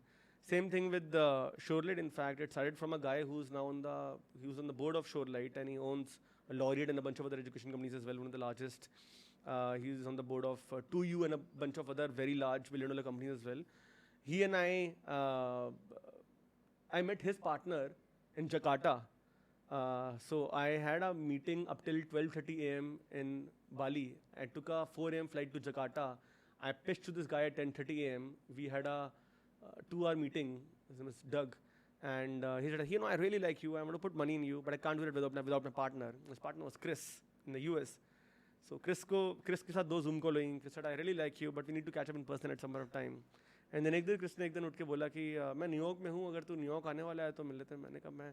So I took a red-eye flight, And you left for New York right then? I went to New York. I think I booked my tickets in like over the weekend. I booked it on Saturday. And कमर तोड़ के गए सुबह किसी तरीके से पहुंचे 8:30 बजे land हुए 10 बजे की मीटिंग थी. I think he was very kind. He hosted me in Taj. So he fed me pav bhaji. And then I told him that, you know what, we really want to kind of work together. Let's figure out something. And then he essentially said, okay, you know what, we'll come in through Shorelight and we'll kind of start structuring something. So I never went to ask for money. And somehow like there was this desire that, okay, let's start working together. तो उसके बाद मौसम खराब हो गया, मौसम ठीक हो गया, उन्होंने बोला पैसे दे देते हैं. But it had its own organic path of getting to the point that it did. So this happened here, and the same thing happened with Binny, same thing happened with Capri, where this connection was made. Okay, how can we do more fintech? Same thing, this connection was made that, okay, you know what, I really want to hack Gujarat. Can we meet some of the larger families in Gujarat who have a larger distribution there? So I think it was always about how do you kind of grow the business to the next step, which I think is the right way to fundraise. If you think of all our public companies, even if you think about Nazara raised 100 crores yesterday, right? People never raised money to kind of say that, अच्छा ये अगला B हो गया C कर लेते हैं, C हो गया D कर लेते हैं, D हो गया E कर लेते हैं. It was about, okay, I need money to grow this next leg of a business. For me, it was about growing the US leg of a business because that was super important in our next phase as a company. And second, it was very important for us to say that grow the fintech piece of our business, which had almost found feet, but we kind of started to kind of walk and run on it then. So we wanted to kind of get that coterie of investors. And we played it out organically through those 6 to 8 months, and we were able to kind of crack it. Of course, that said, the market being hard, it was as hard for us as it was for anybody else. There was way more due diligence than I would have ever seen in my life. Lasted for a good 4 months. I think लोगों को पुराने employees, कोई professor किसी को आता था, तुम्हारे बारे में phone आया, तुम्हारे बारे में phone आया, तो I don't know how many agencies were like on top of me. I don't know if my WhatsApp was looked at as well. So there was great diligence that happened. Documentation took longer. Yeah. Every clause was negotiated till like Kingdom nobody's come, tomorrow. yeah, It was hard. I wouldn't lie if I would think that अभी close हो जाएगा, उसके बाद 2 हफ्ते हो जाते थे. I would think अभी close हो जाएगा, अभी 2-3 हफ्ते और हो जाते थे. It was about to kind of get closed in the end of April. It took kind of almost, it took 6 weeks And it more. doesn't help that there were 113 investors. Who Exactly. And then like a lot of people took time to kind of come back with signatures as well. That took about 3 weeks as well in that 6 weeks. And we're trying to kind of move everything in parallel. So of course it was hard. But when I kind of, as soon as it finished, it was not happiness, it was just relief. And it also felt, there was some level of pride, not because you had raised the money and there was money in the bank. There was some pride associated with the fact that the ecosystem, whatever it has kind of gone through, so if you've gone through that heavy level of diligence, if you've gone through that level of documentation, and now you've been able to bring in these credible people, it means that like, okay, we are great.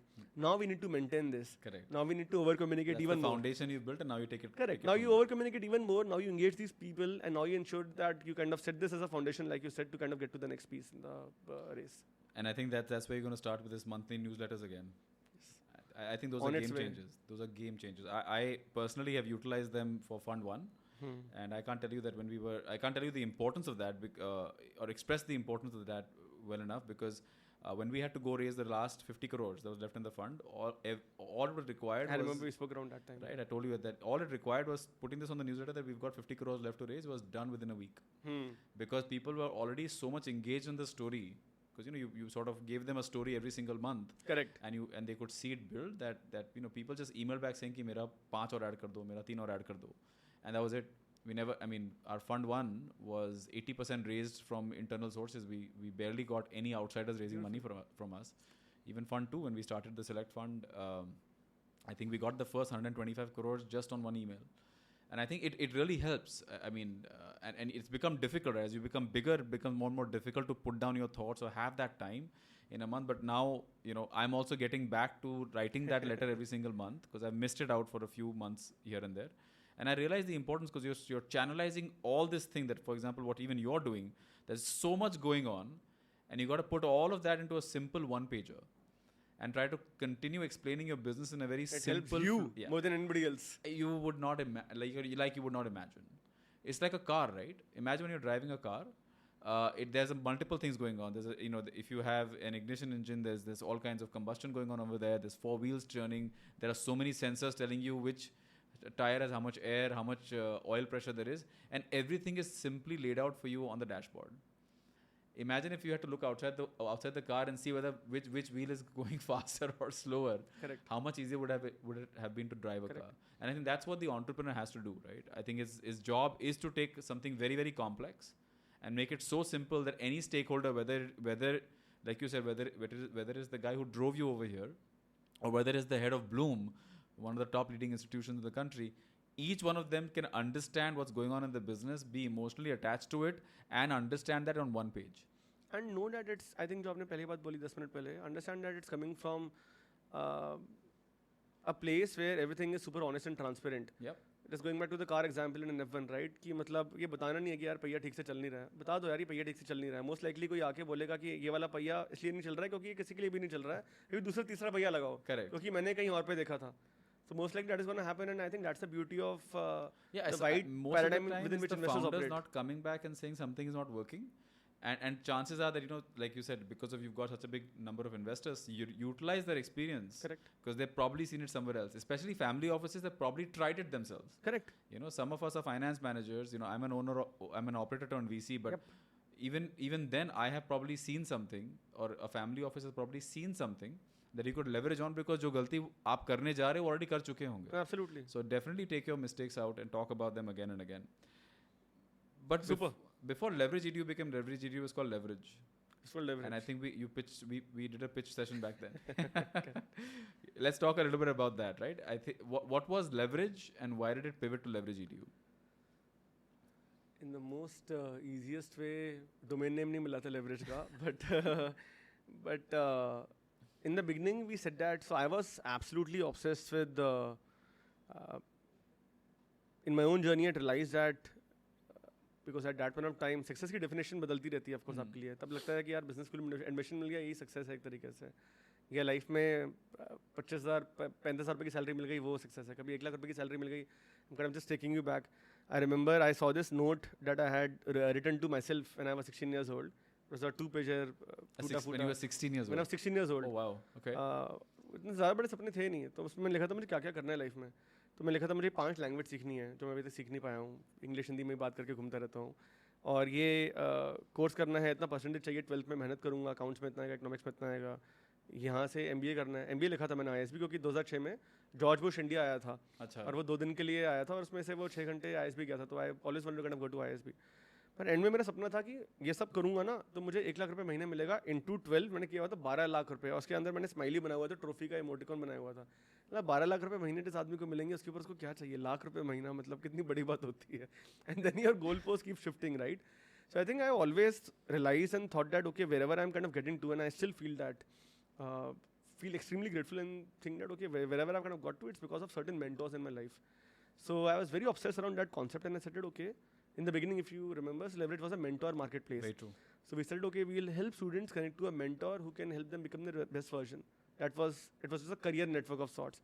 Then we said okay, we'll essentially kind of bring down to the next level. Let a mentor help them only with 2 categories, job and higher education. फिर उसके अंदर हमने देखा कि 95% लोग सिर्फ higher education use कर रहे हैं. तो हमने बोला कि मेंटर सिर्फ हायर एजुकेशन के लिए एडवाइस देगा, उसको और नीचे कर देते हैं. फिर हमें रियलाइज़ हुआ कि जब हायर एजुकेशन के अंदर जब घुसना शुरू किया, then we realize okay essentially it's not just higher education, it's essentially is talent mobility. And when you look at the economics, it made more sense to kind of for the same cake be able to explore this opportunity, this fast growing sector about people looking to people who unfortunately don't get the kind of opportunities that they would want to coming from smaller cities, and they can then build a better life for themselves, better ROI for themselves by studying abroad, studying something that today is not at that level of depth in our country. Maybe you can study manufacturing really well in India today, but you can't study sports psychology very well in India today, or can't do a lot of programs in photosynthesis, nutrition, astrophysics, so on and so forth. And probably there is you want to do automotive, it makes sense for you to be in Germany for 2 years. If you want to do luxury fashion management, it makes sense for you to be in France, in Paris for a couple of years, and then maybe come back to India, to Africa, wherever it be. So you realize that this talent mobility piece is like really great. That's how Leverage became Leverage EDU for those next 3 years. And then of course in 2020 we realized that अभी इतना सब कुछ कर रहे हैं, इसको loan भी दे देते हैं. अभी इतना सब कुछ कर रहे हैं, इसको रेमिटेंस भी दे देते हैं. पिछले साल रियलाइज़ हुआ कि सब कुछ कर रहे हैं, इसको बेचारे को घर भी दे देते हैं, क्योंकि इस पे ये मतलब इसको बहुत फाइट हो रही है. एंड ये कर देंगे तो then will essentially become their super hero in life. And I think that's how just the business has been evolving over time. I think even now I sometimes think that what the business might become 4 years later will be very different from where it is today. Because continuous evolution, right? I think one of the points that I had before we talked about the other businesses that are going on was that there was obviously challenges you've also faced because of the funding boom. Salaries went up, right, through the roof. I think the burn rates definitely went up for everybody across the board, right? And then suddenly you had a funding winter, right? And I think you also scaled a lot of like many other founders. You also scaled and you overhired because आपको पता नहीं था कि at the day of joining कितने लोग आने वाले हैं, right? And suddenly now you have overhired. You've got little more people than you probably need, and now you're facing a problem where investors are saying, I no longer have free money. How do you and then obviously you navigated all of that. I think you've still maintained 1,000 people even today, and yet you're growing. What is maybe one thing that you've done that has made all of this work? So I think very simple, right? In our case, the larger expense was always CAC. And we realized that we are bringing in all these new customers. Of course, bringing in people, all of this was only happening to kind of service these new set of customers. And these new set of customers are kind of coming in at a cost. So I think we had seen this cycle of performance marketing taking it to a certain level and then kind of crashing down. So we were always, and I was also, and I think this goes back to the beginning of our conversation where you spoke about it's helpful if you've done multiple things before becoming a founder. So I've seen this cycle before. I've been a part of journeys where I was not a founder, where I've seen this happen. Correct. And I knew that performance marketing cannot be kind of taken as the holy whatever drug or whatever to kind of just keep scaling. So we due credit. That's one place where I kind of often pat my own back because I had a board member who told me that why the hell are you focused on 7 different acquisition channels when you should only focus on Facebook because that's what one of these companies that has just sold for $300 million is doing. And I said, नहीं आप गलत बोल रहे हो. And then he essentially marked 4 more people and said, नहीं तू गलत बोल रहा है. मैंने कहा नहीं मैं तो ऐसे ही करूँगा. And there I kind of put my foot down. Few times that I've kind of done that with investors.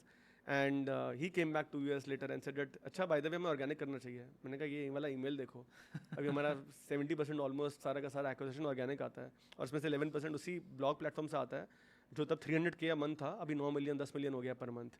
So I think it was we were able to me and I would say my co-founder Raman essentially content marketing, create the content, let people. We were more than content. We were able to foresee that we cannot depend on performance marketing. We have to create our own channels. Correct. So partly content, partly product, partly community, partly kind of a lot of people who say referrals. And I'm saying this very pompously. I've not seen even one company who have the best interfaces out there, multi-billion-dollar companies as well, who has a better referral product than us. We have a state of the art. Why do you say that? What are you doing different? I'll send a link to you right after this. But if today you want to become a referral partner, you will fall in love with the platform and you will say कि यार मैं ये side में ये धंधा भी कर सकता हूँ. And it will, even though you have a like great business that is kind of running for you, you're running so many things. It's so smooth, it's so transparent, it's so honest, and it kind of shouts out that hey, it's so easy. Why don't you kind of become a referral partner with us and kind of get things moving in a certain way?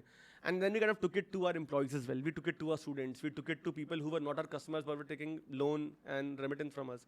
Then we kind of took it to people who were not our customers in any possible way, but we said, okay, we are going to help you with jobs there. When this referral piece became 16%, by the way, 16% was the referral volume of Uber and Airbnb when they went IPO. So it's not a small deal. 16% काफ़ी है. And इसको now we essentially said, okay यार हमारा target internally आप आओगे आप referral team देखोगे 8-9 लोगों की team है सारे IIT के studs हैं great data science team and उनके ऊपर वहाँ पे एक टंग रहा है एक cutout you might have seen that I think in my group तो अलग-अलग teams के ऊपर अलग-अलग cutouts लगाए हुए हैं मैंने सबको याद रहा है मेरा target क्या है सुबह आके देखे रात को भी देखें जाते हुए तो 40% हमको रेफरल्स करना है हमें पता है मैंने 40% रेफरल्स कर लिया तो करीब 75% प्लस हमारा ओवरऑल एक्विजिशन ऑर्गेनिक हो जाएगा and that's when we kind of get to the holy grail of FCF एक बार फ्री कैश फ्लो पे पहुंच गए then there is kind of फिर फर्क नहीं पड़ता कि फिर then it's like hopefully we'll kind of go to public markets then and be able to kind of be valued in the right way so sorry I'm kind of digressing from where we started if I just summarize that you're saying if you chase revenues the investors will chase you. I'm saying if you, yes, and if I'm saying if you also chase sustainability and if you don't get bogged down by what's happening in the market. Correct. And I'm guilty of that as well. I used to have a CI team till 2019, 3 people on it. So competitive intelligence team. तो SIM का यही काम था वो देखती थी बाकी लोग क्या कर रहे हैं एंड अभी भी देखते हैं अभी मैं देखता हूँ डायरेक्टली और फिर देखते हैं कौन अच्छा कर रहा है कौन सीख रहा है हमारे बोर्ड रूम में काफ़ी डिस्कशन होता है कि यार इस पर इन लोगों ने हमको पेल दिया है यार ये तो इन लोगों ने बहुत अच्छा किया है and like it's great if somebody's kind of doing something which is better on one specific aspect. And then the idea is to kind of learn from those things and say that how you're building a more sustainable company, which is not thinking of just winning on the valuation race, which is not thinking of kind of just having a better press article the next month, and you are kind of building for the next 3 years, 4 years, 5 years. It's super important because the investors view also keeps on changing. एक दिन investor बोलता है कि 2020 सब बोलोगे तो तूने अगला राउंड रेस किया तो तू जीता है. अभी इन्वेस्टर बोलता है यार तू जिंदा है, तूने सस्टेनेबली बिल्ड किया, नेविगेट किया टफ टाइम्स, तू जीता है. I think that keeps changing, and entrepreneur does not have to kind of get. No, you cannot build for investors' wishes. They change all the time, right? And I'm sure परसों ये भी बोलेंगे भाई अभी और तेजी से ग्रो करो, फ्री मार्केट में फ्री पैसा है, this opportunity. To which I think that's also a fair ask. But then you need to have built that amount of muscle in your org that it can play all kinds of bowls. It can play a fast bowler, it can play a spin bowler, then it can kind of play a medium bowler in the next over, and that does not happen very organically. That kind of needs some practice. And using the same example, you still have to have your target in mind, right? Correct. Sometimes क्या होता है कि because somebody might just give you over exuberance, and you know we've seen this especially in this funding boom, कि go and burn, don't worry, right? We'll fund it again. Unbelievable that happened. And it's happened. I mean, there are so many ventures that were doing some good business, unnecessarily went out and burnt money, and now they've completely lost the business. You know, so regardless of what the investor says, and I'm not saying that go and fight with them, but I'm saying if you have a model that's working, unnecessary burn has no place in a business. Correct. And I would say also on top of that, I would again circle that back to my last thought. It's very important that you surround yourself with people who have seen multiple cycles. I remember just as a Series B finished, I was introduced to Reena Vittal, who's on the board of ICICI, a couple of other banks, senior McKinsey partner. She had just joined the board of Urban Company around that time. I met her in the cafeteria below her house, and she had seen an interview that I had given to one of these TV channels, ET Now, I think, while Nayantara was still there. And I had said, yeah, आपने पैसा डाला तो उसके बाद है.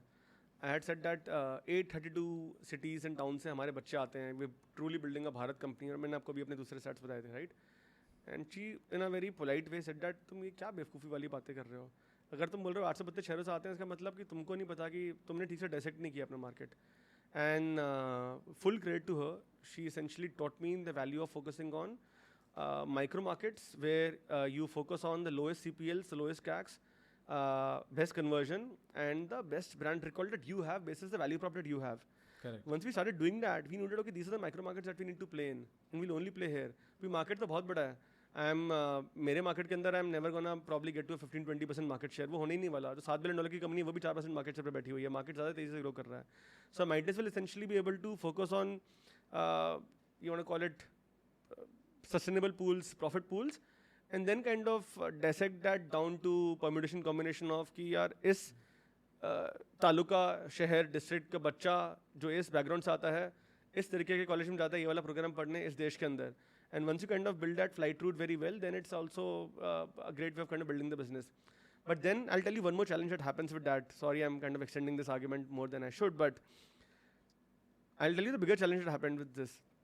Founder को relies हो जाता है, मैनेजमेंट टीम को रिलाइज हो जाता है, बट जो बाकी आपने पूरी जनता बिल्ड करी हुई है, वो सब सारी फंडेड कंपनीज में काम किए हैं जिस जनता को आपने एक्वायर किया था. वो बोलते हैं भाई तुम्हारे पास पैसा नहीं है क्या चलाने के लिए, हम यहाँ पे काम करें या नहीं करें. तो उस जनता को कन्वर्ट करना और बोलना, I would say my biggest challenge in the last 1.5 years has been to make these I would say 500-700 people who kind of really matter to me today, make them believe that we are not going to play this random game. Great that we have raised funds. The day we raised funds, I took a town hall and I essentially kind of, people were so happy, so joyous, and I kind of killed their momentum. I said, हमको पैसा नहीं खर्च करना है, ये आ गया business में, अभी हम कुछ नहीं करेंगे इसका, अभी हमको प्रॉफिट करना है बस, अभी हमको बच्चे को खुश रखना है, हमको प्रॉफिट करना है. So I think to kind of I don't want to say taper down expectations, but to kind of make them realize that the right way of building a business is this. I think that was the hardest part. Correct. And that is not easy in today's environment because everybody who has worked at startups, who's super talented, who can add value, have worked at startups during the whole boom piece. So founders को तो समझ में आ जाता है क्योंकि investors बैठे हैं, market बैठा है, इसको गाली पड़ रही है, इसको शाबाशी मिल रही है, समझ में आ जाता है. But how do you kind of drill that down to a large scalable team under you? That's not easy. It usually starts at the top, is what I would say. Of course. It starts with the founder and percolates down. Takes a while. Yeah. And not easy. And in fact, sometimes, you know, there was, when we were talking about the Vista Rooms pivot, right? When Vista Rooms went from becoming a Oyo competitor to becoming a luxury homestay provider, and this was also on the podcast, one of the first ones. They had to actually let them go. They had to let go of the team because they were so used to selling a particular product or selling a particular culture that when you had to tell them, "Ki, ab switch karke now let's start selling one of 50,000 rupee room nights, right? In a villa, you can't expect the same team to do that, and that sometimes the tough conversations have to be had. It's sometimes easier to give birth than to raise the dead. No, correct, and that's a great example. Now coming to your two moonshots that I think are currently under play, which is Fly Finance and Fly Homes. Maybe a little bit about what these things are, because Fly Finance has not been profiled. Moonshot नहीं है वो, चंद्रयान को हम पहुंच गए हैं, वहाँ पे लैंड कर गए हैं, अभी ले आएंगे चंदा को वापस. But that getting said, I think Fly Finance is something that you've been working on, like you said, since 2020, and it's now starting to now 2 really years, emerge. 3 months to that. Yeah, now starting to emerge really much. But what is Fly Finance? What does it do? What is Fly Homes? Sure. Within Fly Finance, primarily we have two legs right now. We have loans and we have international remittance, which is also called Forex. Within loans, in 2021, in that 9-month period, we did about 30 CR worth of loans. In 2022, we did 270 CR worth of loans. Wow. This year, we'll hit about 850 CR worth of loans. As we've kind of went through this trajectory, our take rate has also improved. So we are now working with public lenders as well, like SBI and Union Bank. These are partnerships that we've cracked only in the last 3 months. And the reason also we've been able to kind of hack out a larger volume is because we took a slightly different view of the education loan business. We said, okay, we're not going to go through the NBFC route today, and we might or might not in the future as well, in fact. And we said that, but we're going to play by the student. People know us, people trust us. We did this brand study in 2021. We said that, okay, people trust us because we are student first. That's how we're going to basically play everything that we do. So we're going to play by the student, help students come together in communities and negotiate on their behalf for the best interest rates, for the best service, for the best terms and conditions. And that led us to bringing in customers. For example, a very interesting statistic here is that only 41% of Fly loans are leveraged students now. Remaining almost 60% is non-leverage. So these are people who haven't used 41% are non-leverage. 41% are leverage. Achha. Remaining is non-leverage. Wow. It is basically people who have not used a student recruitment service, admission service, have used some other service, and are only coming to us for the loans part. Wonderful. Wow. Yes. On the Forex piece, where when you invested, which is at the same time in the Forex business also picking up, we are doing about 1.5 crores a month in Forex in the 3rd month, I think, 4th month. And today, last month, like I said, we're doing about 100 CR plus now. And the other take rate has also kind of moved from 0.4 to now, right now, about 0.88, 0.91. And that has also largely happened because we were able to build that trust and with not just B2C partners, but also like B2B partners, not just consumers, but people who are those small mom and pop stores that we've aggregated as part of our B2B channel. They are trusting us to say, okay, you know what, I'm going to send my money through you. Achha. Because it's an Indian player, I trust you. And you have built a receivable solutions which ensures that I can immediately see कि मेरा पैसा hit हो गया, I can immediately see मेरा पैसा वापस आ गया है. So we are kind of giving, can I name companies? Of course I can. Yeah. eBix Cash and SBM का तो अभी कुछ लफड़ा चल रहा है. Right. And who else are we giving a run for their money? Federal Bank, I would imagine. Federal Bank. Yeah. And so people are preferring us over some of these players who have had a slightly more deeper, well-entrenched brand over the last 1 year. So do you intend to now eventually hive this off? I have a personal interest in that, as you already know. I am having conversations around that right now. So I think the advice that I've received is a lot of people see value in we hiving this off and this having a life of its own for both reasons. A, for the growth of this business. B, also to kind of protect the existing business. Correct. Because as we take more licenses in this, because my view on fintech, and you are the OG, so feel free to please correct me and enlighten me. But my view of, and I read a lot, I'm a compulsive reader, I read every single day, every single night. And my view has been that even if you are not, we might or might not go through the NBFC route in the in the next 12 months. But even if you're not doing anything and everything that is going to be regulated, you still go through that route early enough and you say that I want to be regulated. Yeah. I don't want the regulator to come to me and say that regulate karo. I want to go to the regulator and say that please regulate me. And I would rather go to the RBI myself and tell them that आप बताओ ये धंधा कर रहा हूँ मैं किस तरीके से इसको अच्छे तरीके से करें कैसा मेरा compliance 100% नहीं 200% हो and kind of run the business in that particular direction. So when we think about loans, when we think about forex, when we think about a bunch of other things that we're doing, we're also looking at lending to our leverage partners. That's 25% of our business right now, and we'll talk more about it after this conversation. When we kind of put all of those pieces together, it makes a lot more sense for us to hive this off separately, to grow this business faster, have people who can support this business, kind of add more value to it. At the same time, also protect this education business, which tomorrow if somebody walks into our office, say from the RBI, says that ये दो चीज़ें ठीक से नहीं हो रही हैं, they should essentially not come to leverage, because leverage का business is very different. It's a marketplace of sorts. So I think it's going to benefit both the companies if that happens at some point in time. Of course, we need to protect the interests of all the stakeholders. I imagine that's not going to be easy. So let's see how But it I plays think out. there is I think we've discussed it. There is some value to also letting it go at some point, right? Maybe not today, but like as you've seen other unicorns also create unicorns out of them, from the India context, right? InMobi created a business Glance like and that. everything else. Yeah. No, I think you said. I think you said something really, which was valid. I think it has to happen at the right scale. It has to happen at a time when we are ready to kind of also shift to the next orbit. We have to kind of go back to the drawing board and realize that whether it's September 2023 or whether it's January 2024 or whether it's like December 2024. Yeah. I think we are in that process right now. And then we'll talk a little bit about Fly Homes, because then I want to get into the rapid fire and at least something personal before we get into rapid fire. But tell us about Fly Homes. I think Fly Homes is already becoming profitable. Is what you said. Fly Homes is profitable from the get-go, because so is Fly Finance, because in all of these businesses mostly, another factor in Fly Finance is that, so for Fly loans, it's 40-60. For Fly Forex, only 25% of our business is leveraged now.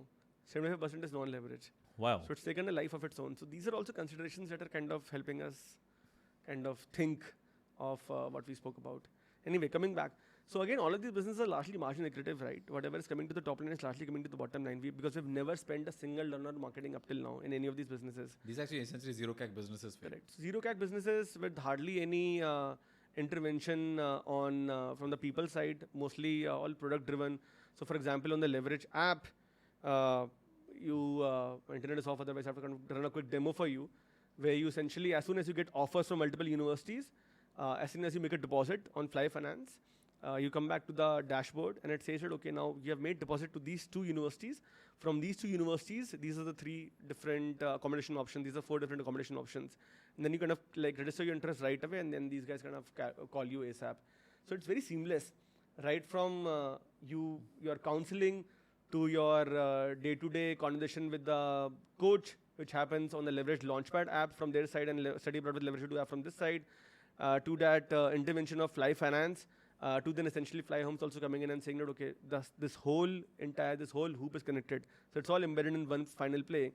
And because the customer is really not thinking of it as a financial services business and an accommodation business. Customer is saying कि यार मुझे ये वहाँ पे जाना है पढ़ाई करने के लिए, मुझे बताओ किस तरीके से ये होगा. अगर तुम ही आके मेरी सर्विस अच्छे प्राइस में अच्छे तरीके से क्लोज कर दोगे, so then it will be easy. Before we move on to the personal section, right? A little bit about how you're managing this entire behemoth personally as well. Let's just talk a little bit about Fly Homes. What is Fly Homes? What does it do? No, thank you. So Fly Homes again came up organically, just like Fly Finance, and we said, okay, for the same student, they're really struggling with their accommodation as well, and it is leading to some drop off from our existing funnel for the core business student recruitment. So can we really solve that as well? And we were earlier solving this by providing our students with a API with some other student living marketplaces. And then our students became unhappy because these guys were not providing a great service. So it wasn't about making more money to begin with. It was not about being margin accretive to begin with. It was simply about they aren't getting a great service. Why don't we step in and give them a great service here? Because it's not going to kind of really cost a lot. It's only going to cost us 3 months worth of effort to go out and hack these supply side partnerships with these PBSAs, purpose-built student accommodation, and BTR, build-to-rent companies sitting out of these foreign locations in UK, Australia, US, Canada, everywhere. So that's what we did. We spent October, November, December. Rachit, who you know, he spent, I think, about 1 month in UK trying to crack almost 10 to 11 large providers, cracked them very quickly, onboarded them. We were the fastest player in the space globally to get to 1 million rooms of inventory on Fly Homes, which we have today, like a booking.com of sorts. And the most beautiful part is that it does not, it's not a self-serving population of sorts. It's very seamlessly integrated within the whole flow. So for example, you have seen the Leverage app, right? So on your dashboard, when you go on the dashboard and you say you're working on these apps, for Tasmania, you're at the end of the process. For Auckland, you're at the beginning of the process. For Tasmania, you pay the deposit.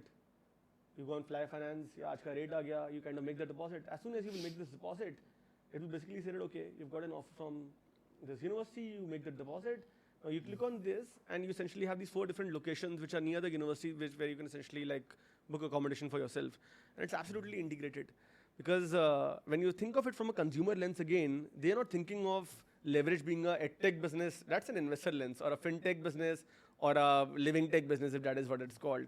They're thinking of it as a service where they can essentially be able to take care of the entire consumer journey, which is start from thinking about what should I really study, where should I study, how will I get the best ROI, where will I get a job, what will really happen to my life 5 years down the line, 10 years down the line, how do I kind of pay back my loan, which lender will essentially be very, very friendly with me, which is where the community aspect of Fly loans comes in as well.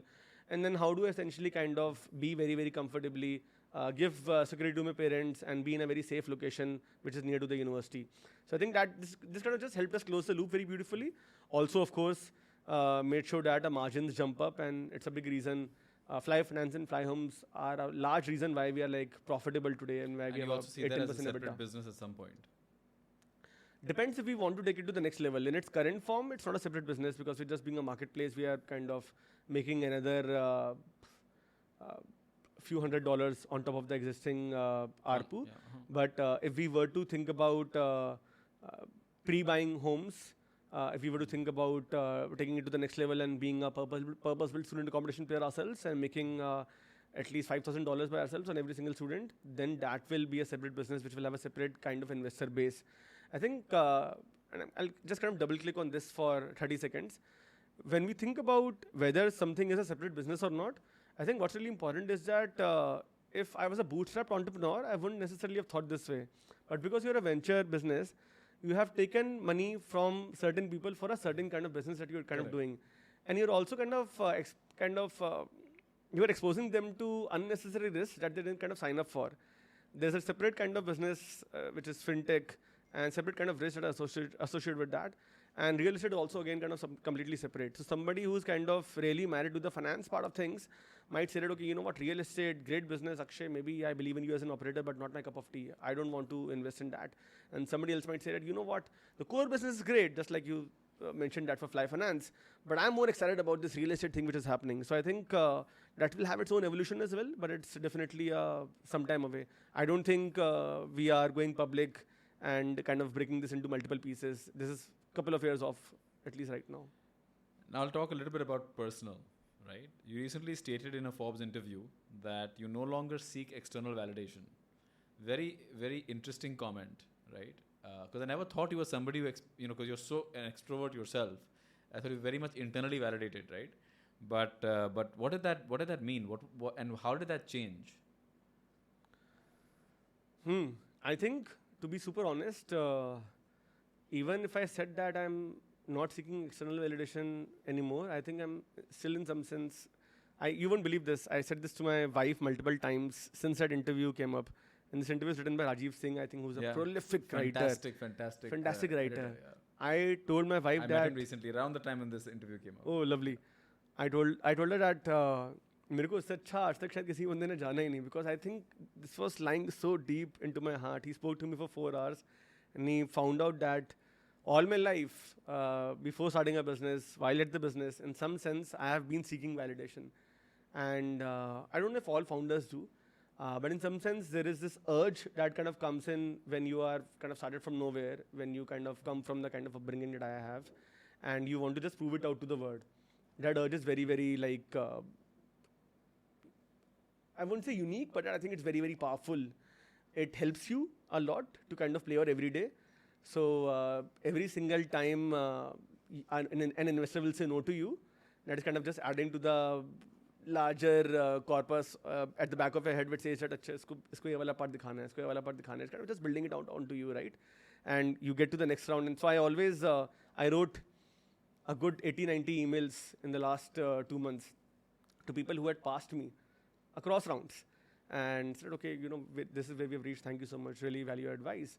But I felt some sense of joy also in writing those emails because I felt that, okay, you know what, I've proved to these guys that I can build a business and I can take it to this level.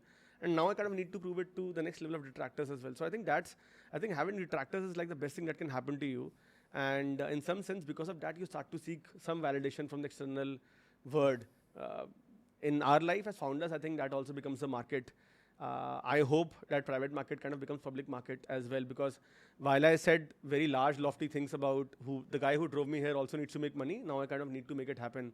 Till the time I don't make it happen, till the time I don't ensure that anybody who's investing in the stock at price X, the price is not going to get to X plus whatever Y in a certain time frame, so that nobody loses money who's investing in the first 3 years. Till that time, this thesis will not be validated. And that validation is something that I definitely am still seeking for. And you said because of your upbringing. What did you mean by that? That largely means have not seen a lot, starting off from nowhere. And I think what that does to you is it gives you a lot of hunger.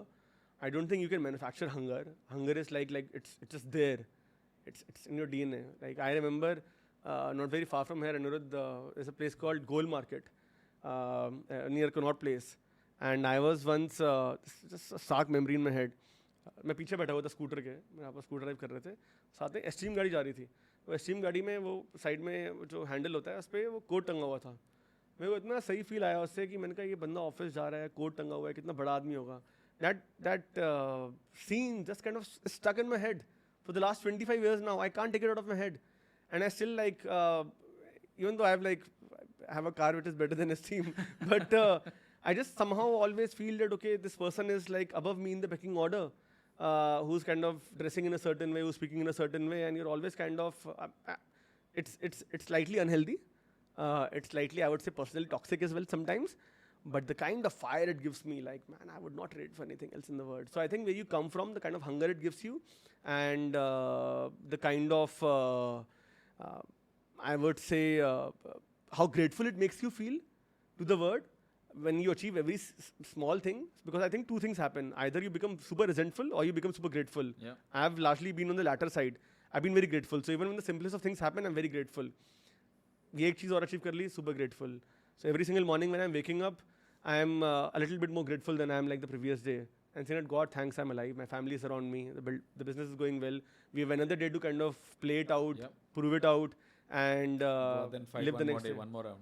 Correct. So I think those things go together. I think that's where the upbringing helps, maybe. And like right before I get to my rapid fire, where you won't have that much time to answer. But I started measuring my thoughts. I know. I'm just saying that I do see that Aditi, right? And you all have been married.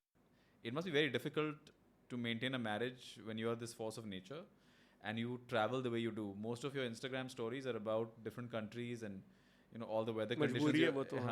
पर आपने वो मजबूरी अपने आप में narrate भी की है. It's a downloaded मजबूरी, not one given to you. But I also see you're very super committed to her, right? Very eloquently about her. So I just want to understand, like, how are you keeping the connection going when you're on a flight on a different continent almost every 5 to 7 days? How do you maintain that connection? Very deep question. We dated for 11 years before we got married, so I think that helps. She's a public services officer and she's not in town herself for 5 days a week. Oh, good. That helps.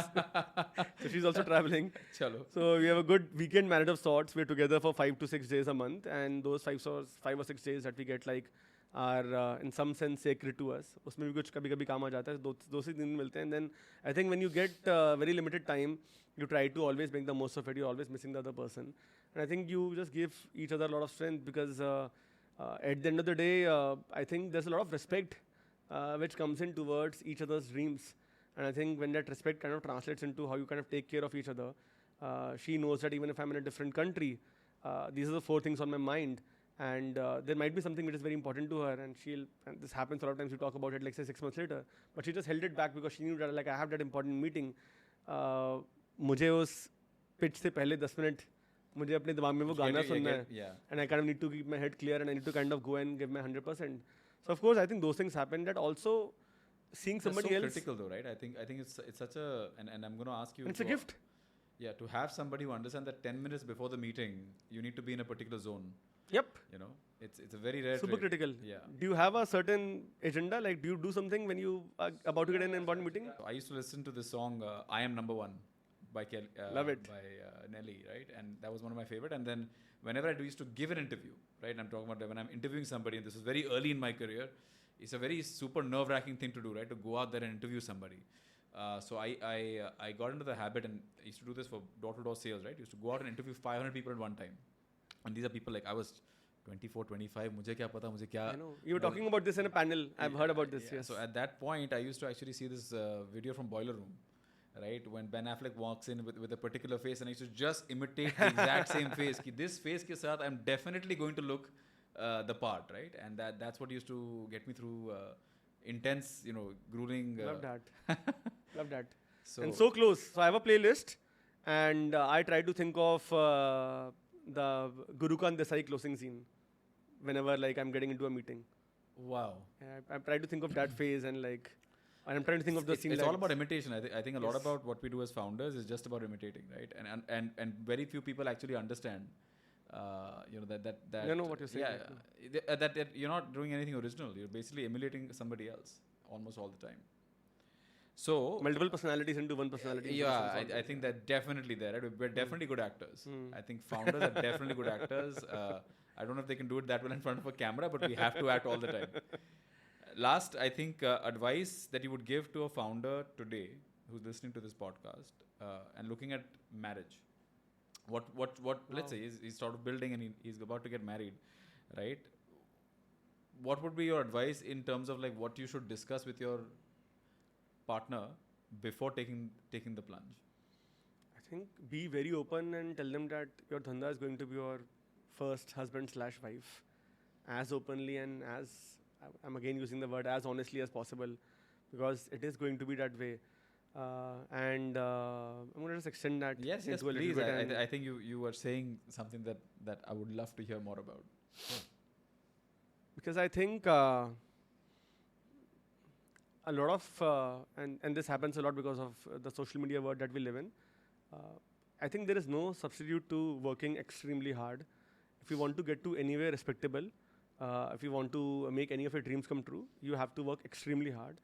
What sometimes happens is that people then equate that with अच्छा फिर वो balance तो किया नहीं किया अच्छा तो फिर वो work hard नहीं हम तो work smart करेंगे. I think all of that is like just ways of kind of saying that I don't want to work hard. Yeah. At least that's how I look at it, and that's how I kind of that's the message I give to all my colleagues and everybody kind of that I mentor, that I have a chance to mentor. So there is going to be no substitute if you want to get to some place. And I think any entrepreneur, anybody kind of building a business for themselves, forget the money that they will make of it. I don't think anybody is driven to that large extent by money. I think they're really driven by the fact that am I satisfied with myself? Yeah. So a lot of days I'm not satisfied with what I've kind of given, and it doesn't let you sleep. It doesn't let you be in a healthy relationship. It doesn't let you breathe. And I'm not kidding you, Yeah. right? So till the time you're not going to be 100% at work and you haven't given your best, क्योंकि आप और किसी को दिखा नहीं रहे हो, आप ना टीम को दिखा रहे हो ना आप The इन्वेस्टर को only दिखा रहे person हो, you आप सिर्फ खुद को compete दिखा against रहे is हो. yourself. Correct. So if you're not 100% yourself with your work, you cannot have a great relationship if you're that person. So this person will have to understand that if I don't let this person be their 110% at work, and they're not like satiated with what their work is giving them, then we're not going to have a very Correct. healthy relationship Like, as you get home. as you get home, because this person then needs to have kind of said that, okay, you know what, I championed this. अगर मैं फिर भी जीता हारा फर्क नहीं पड़ता, मैं जीती हारी फर्क नहीं पड़ता, मैंने अपना सब कुछ दे दिया आज, मैंने अपनी पूरी तरफ से सारा इनपुट I दिया. think if I just sort of crystallize that, what you're saying is that the person you're marrying, right, needs to be secure enough in themselves, right, to not try to compete with the business that the spouse is obviously elevating above them. That's one.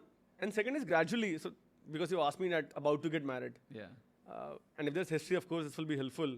But if there's no history, then you essentially integrate them into the business in the sense that, I'm not saying that you make them your co-founder or you kind of make them join the company. I'm just saying that you share those small challenges and you try to kind of get their view on that. in that sense, they also they understand the kind of stresses that you're dealing with. That happens to me a lot of time.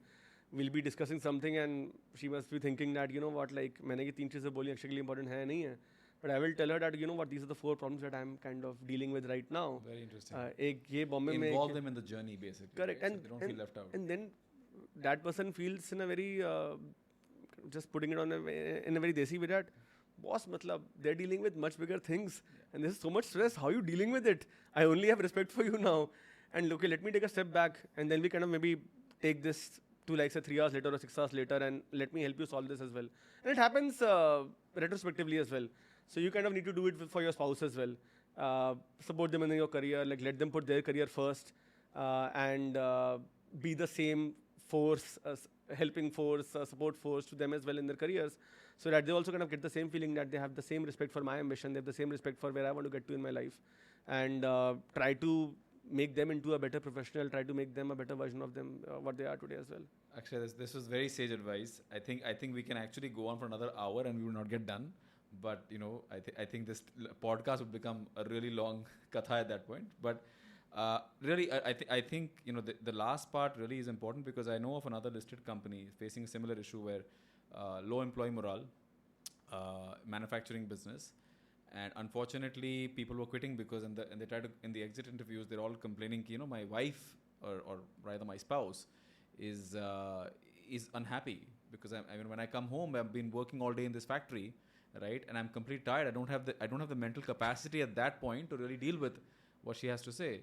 And they said, well, this is a problem. How do we solve this, right? So one of the things they did was very interesting. They got all the wives to actually come and watch them men at work, right? And they said that the day the wives realized that these people are working and the kind of conditions they were working in, right? And they dealt with, you know, heat at sometimes in the range of maybe 40, 50, 60 degrees Celsius, and stuff that if you drop it, you're going to be critically injured.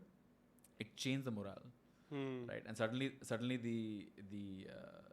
the retention of the company went up. Just a simple, like you said, just involving them in the journey, so they understand whether when you're coming back home. And I'm not just saying this because it's a wife, or I could say the same thing for a husband.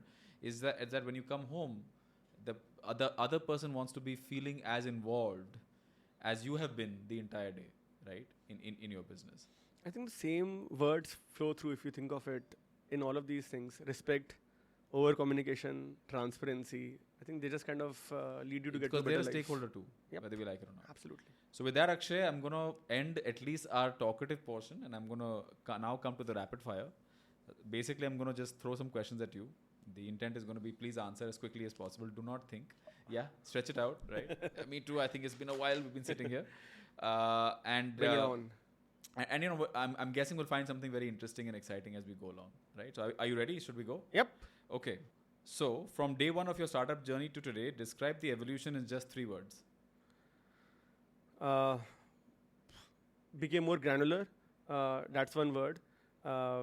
Became more. I was more micro. I became more macro, and I kind of got more exposure and more mentorship. And third is became more secure. So you're saying granular, macro, secure, right? Okay. Which Indian startup founder would you love to collaborate with on a project? Vijay Shekhar Sharma. Why? Because he's a force of nature. He's also a force. Okay, great, Vijay. If you ever are listening in, please. Vijay is an angel, and Vijay is invested in the company, and he's incredible. He's incredible. He is really. He's really scripted. And if he's a part of your story, he just takes so much pride in your success. I remember we had put some billboards in a tier 2 town, and he met me at a birthday party of a kid, and he said that मैंने वहाँ पे board देखा, मैंने 4 लोगों को बोला देख हमारे लौंडे का है, and all of those things. So I think he's lovely, and like, there's so much love for him. Wonderful, wonderful. What's one habit you must do every day, no matter how busy? Spend time with my son, my German Shepherd son Buzo, and I don't think without those few minutes in the morning and few minutes at the night, I can essentially be alive. Even if I'm not in town, I put a camera at the exact place where he kind of sits and has his meal. So I kind of switch that camera on wherever I am and kind of watch him on my screen and kind of then go to bed. Wow. Okay. So Bozo, right? Buzo. Sorry, Buzo. For or against remote work for startups? Super against. Super against. Why? Doesn't work. Doesn't work. I agree. I think enough said. If startups were काफी लोगों ने जिन्होंने किया है वो सब इतनी हवाबाजी करी, पीआर किया और सब वापस कर रहे हैं. I don't want to talk about those companies. सब 2, 4, 5, $10 billion की कंपनी ने किया. yeah. I mean, we're social animals. We can't be sitting alone. And did you see that meme जहाँ पे वो Zoom भी नए ऑफिसेस खोल रहा है अभी? So मतलब it is super ironical. If startups were off the table, where would we find Akshay Chaturvedi today? I would be running an NGO, 5,000%. Maybe focus on animals. And I just feel that whatever I would be doing, I just need to feel that it's adding impact at a very like nth level. And that kind of just gives me more happiness. Myth or reality? Progress is possible with work-life balance. Myth of the highest order. Why do you say that? अगर कहीं पे भी पहुंचना है जिंदगी में ये भी दूसरी बात छोड़ दो कि कहीं पे पहुंचना नहीं पहुंचना है. Even if you want to take a shot at getting to anywhere in life, you'll have to work as hard as possible. And then it comes to you on how do you integrate your work in life. But saying that I want to live in XYZ house, drive that, you know what car I like, be in that car and be hopefully in a jet. You can't get to those things and still talk about कि मैं 6 बजे वापस आ जाऊँगा and ये भी करूँगा, cooking भी करेंगे, gardening भी करेंगे. I don't think it's possible. I think if you really want excellence in life, you have to be crazy. And be crazy about that one thing and give it all your time for those 10, 15 years and then kind of get to your other hobbies if you want to. One technology you predict will dominate the next decade. I still massively believe in the power of Web3. And I still believe that I think as soon as you send that, you know, some crypto stocks must have gone up 1%. No, I still believe in line with what I do as well, right? In terms of talent mobility, we're kind of in some sense democratizing borders. I dream of a world without borders. Even if there are borders, I dream of a world where borders are more transparent, more translucent. Let me rather kind of use that word. So I see that like more currencies will interact with each other, and I feel that we will have more open-ended systems, and hence people, and that's on one side. On the second side, the fact that you spoke about so many transactions happening in India, so many transactions happening in the world, number of digital transactions, that means we'll have more of people's daily life being played out in a mobile phone, be it in a game, be it in a social media app, be it now Twitter giving money to all the creators, right? So when you kind of put both those words together, there is 100% like you will be doing a lot of things where you are like kind of paid for what you do on social media, not paid for what you kind of do within 40 to 60 degrees Celsius, like in a very heated environment. And as this happens, it's like the byproduct is going to be the fact that there are going to be tokens created where you get paid for this. And that is going to result in a more robust Web3 economy than that we have today. I'll just kind of add for 10 more seconds, really sorry. But I think the reason Web3 went wrong is because we had people trying to kind of run a fool's paradise of sorts, not have any company whatsoever, and then kind of just release tokens which had nothing at the back. But if you have real companies who kind of have X number of transactions, who have like a Starbucks, if they were to kind of pivot to Web3, or any of the airline companies who have like these millions of points, if they were to pivot to Web3, or have that integrated within their whole ecosystem, I think that would always kind of go bonanza. Yeah, I think a lot of the tokenization was just basically people who could not raise equity went out and raised public finance, right? So your top productivity tool or hack? Google Sheets. And I've tried everything in the world. I think I've tried every app. I've tried multiple tools. Now Google Sheet, and I have a 3 people founders office, which keeps me sane. They do 3 different things. And I think that's just like I can't operate without this ecosystem now. One piece of advice you'd give your younger self before starting Leverage EDU, or at the time you started Leverage EDU, what would you do different? I gave that advice to somebody this morning who was quitting us, works in our Fly Finance piece, very smart guy, and he's starting up now. I told him so you essentially want to be way more clear and have way more of your path built out in your mind or on a paper before you start up. I think a lot of people start up a business just with like pure aphorism, like dunya hila denge, so on and so forth, without a proper plan in place. I think it's important to, and I'm not saying that you don't take a chance. And I know a lot of entrepreneurs say that, okay, you know, the best time to start a business is today and tomorrow. I don't believe in that. I believe that if you are at a place where your learning can be more, so possibly say you learn more in the next 1 year, and that will mean कि जो आप 6 साल में करते हैं ना शायद आप 3 साल में कर लोगे. Correct. Actually, providing structure using maybe even starting out in a McKinsey or a KPMG, Or wherever they that provide that structure and discipline that you can then translate into your correct, or entrepreneur. high growth startups, or Yeah. like say an early stage startup as well. So as long as I think exposure is key. Yeah. If you have exposure on doing a certain thing, which is going to be very useful in terms of when you build your own thing, that is going to be more important than you trying to figure out everything by yourself. One thing about the Indian startups ecosystem you wish to magically transform. बहुत लंबी list है. One thing though. I think I'm just trying to, sorry, I'm not rapid on this one. But I think investors, of course, it will be on the side of investors. I think investors being more respectful to founders when they are super young. I think a lot of investors demotivate a founder in their early 0 to 3 years. And they So don't using let more constructive criticism basically. constructive criticism, right? Like I've had investors who have said no to me and said no to me the right way. I'm saying no to you because of these 3 things, and sent a very nice email because your CAC is like this, and because you today as an entrepreneur or you today as an operator don't have an absolute control on how you will change these things in the business. And that is so useful. I think that is more useful than somebody who might be investing a small check in your company. Very true. So I think if more investors, because of all the work that they do, because of the backgrounds that they come from, because of the theses that they write, and the kind of work that they do, and the kind of, I would say, the kind of promises that they make to their LPs as well, Yeah. I think they absolutely should give great constructive feedback to every single founder who's coming and knocking their doors. That's a very, very important point actually. Let's see. I'll give you 2 more. Okay. So one hobby of yours that most people don't know about. Very interesting. I love to, okay, I haven't spoken about this. I love to take walks. I walk all the time. So I do a lot of at least 3 of my meetings every single day are on a walk. And I will maybe it's a 4 to 5 p.m. meeting, and I'll kind of take somebody from their office and I'll kind of start walking with them, and we'll reach 2 kilometers outside our office, and then we kind of take an auto from there and come back. And this has been a habit for me for the last 8-10 years. So I walk a lot. I Wow, walk. this actually is a habit that happens in Boulder quite a bit. That they have cycling meetings, they cycle together Correct. and while having a meeting. And let's see, last question for you. What last book did you read that left a deep impact? The last book I read that was Deep Work. Deep Work. And I think And Dan Ariely, right? Yep. Yeah. I think the ability to really set aside everything else, because there will always be 1,000 things happening in your life, and to really prioritize them in a certain stack and say, okay, there are these 100 things happening. A, let me structure them. B, let me once I structure them, let me prioritize them in a certain way. And I'm only going to kind of hack them one by one. I think that is magical. That seems so easy, but it's so difficult to execute something like this.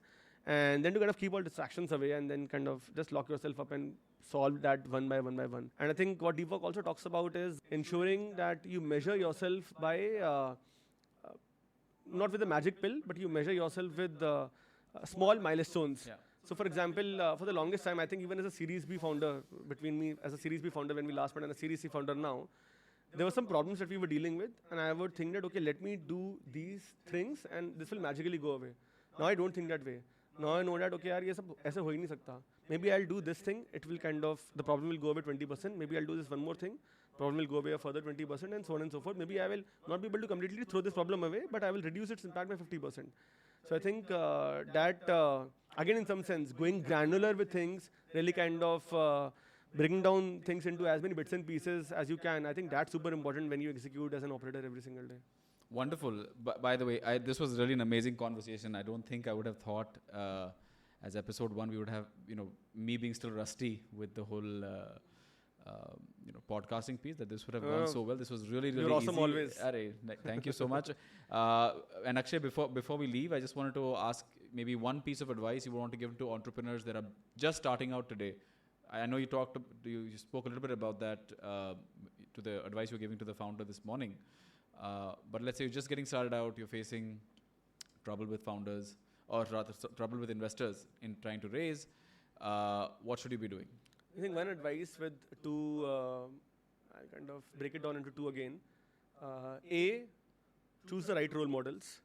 Because I think you spoke about emulation as well, right? And that comes from people you want to aspire to be like.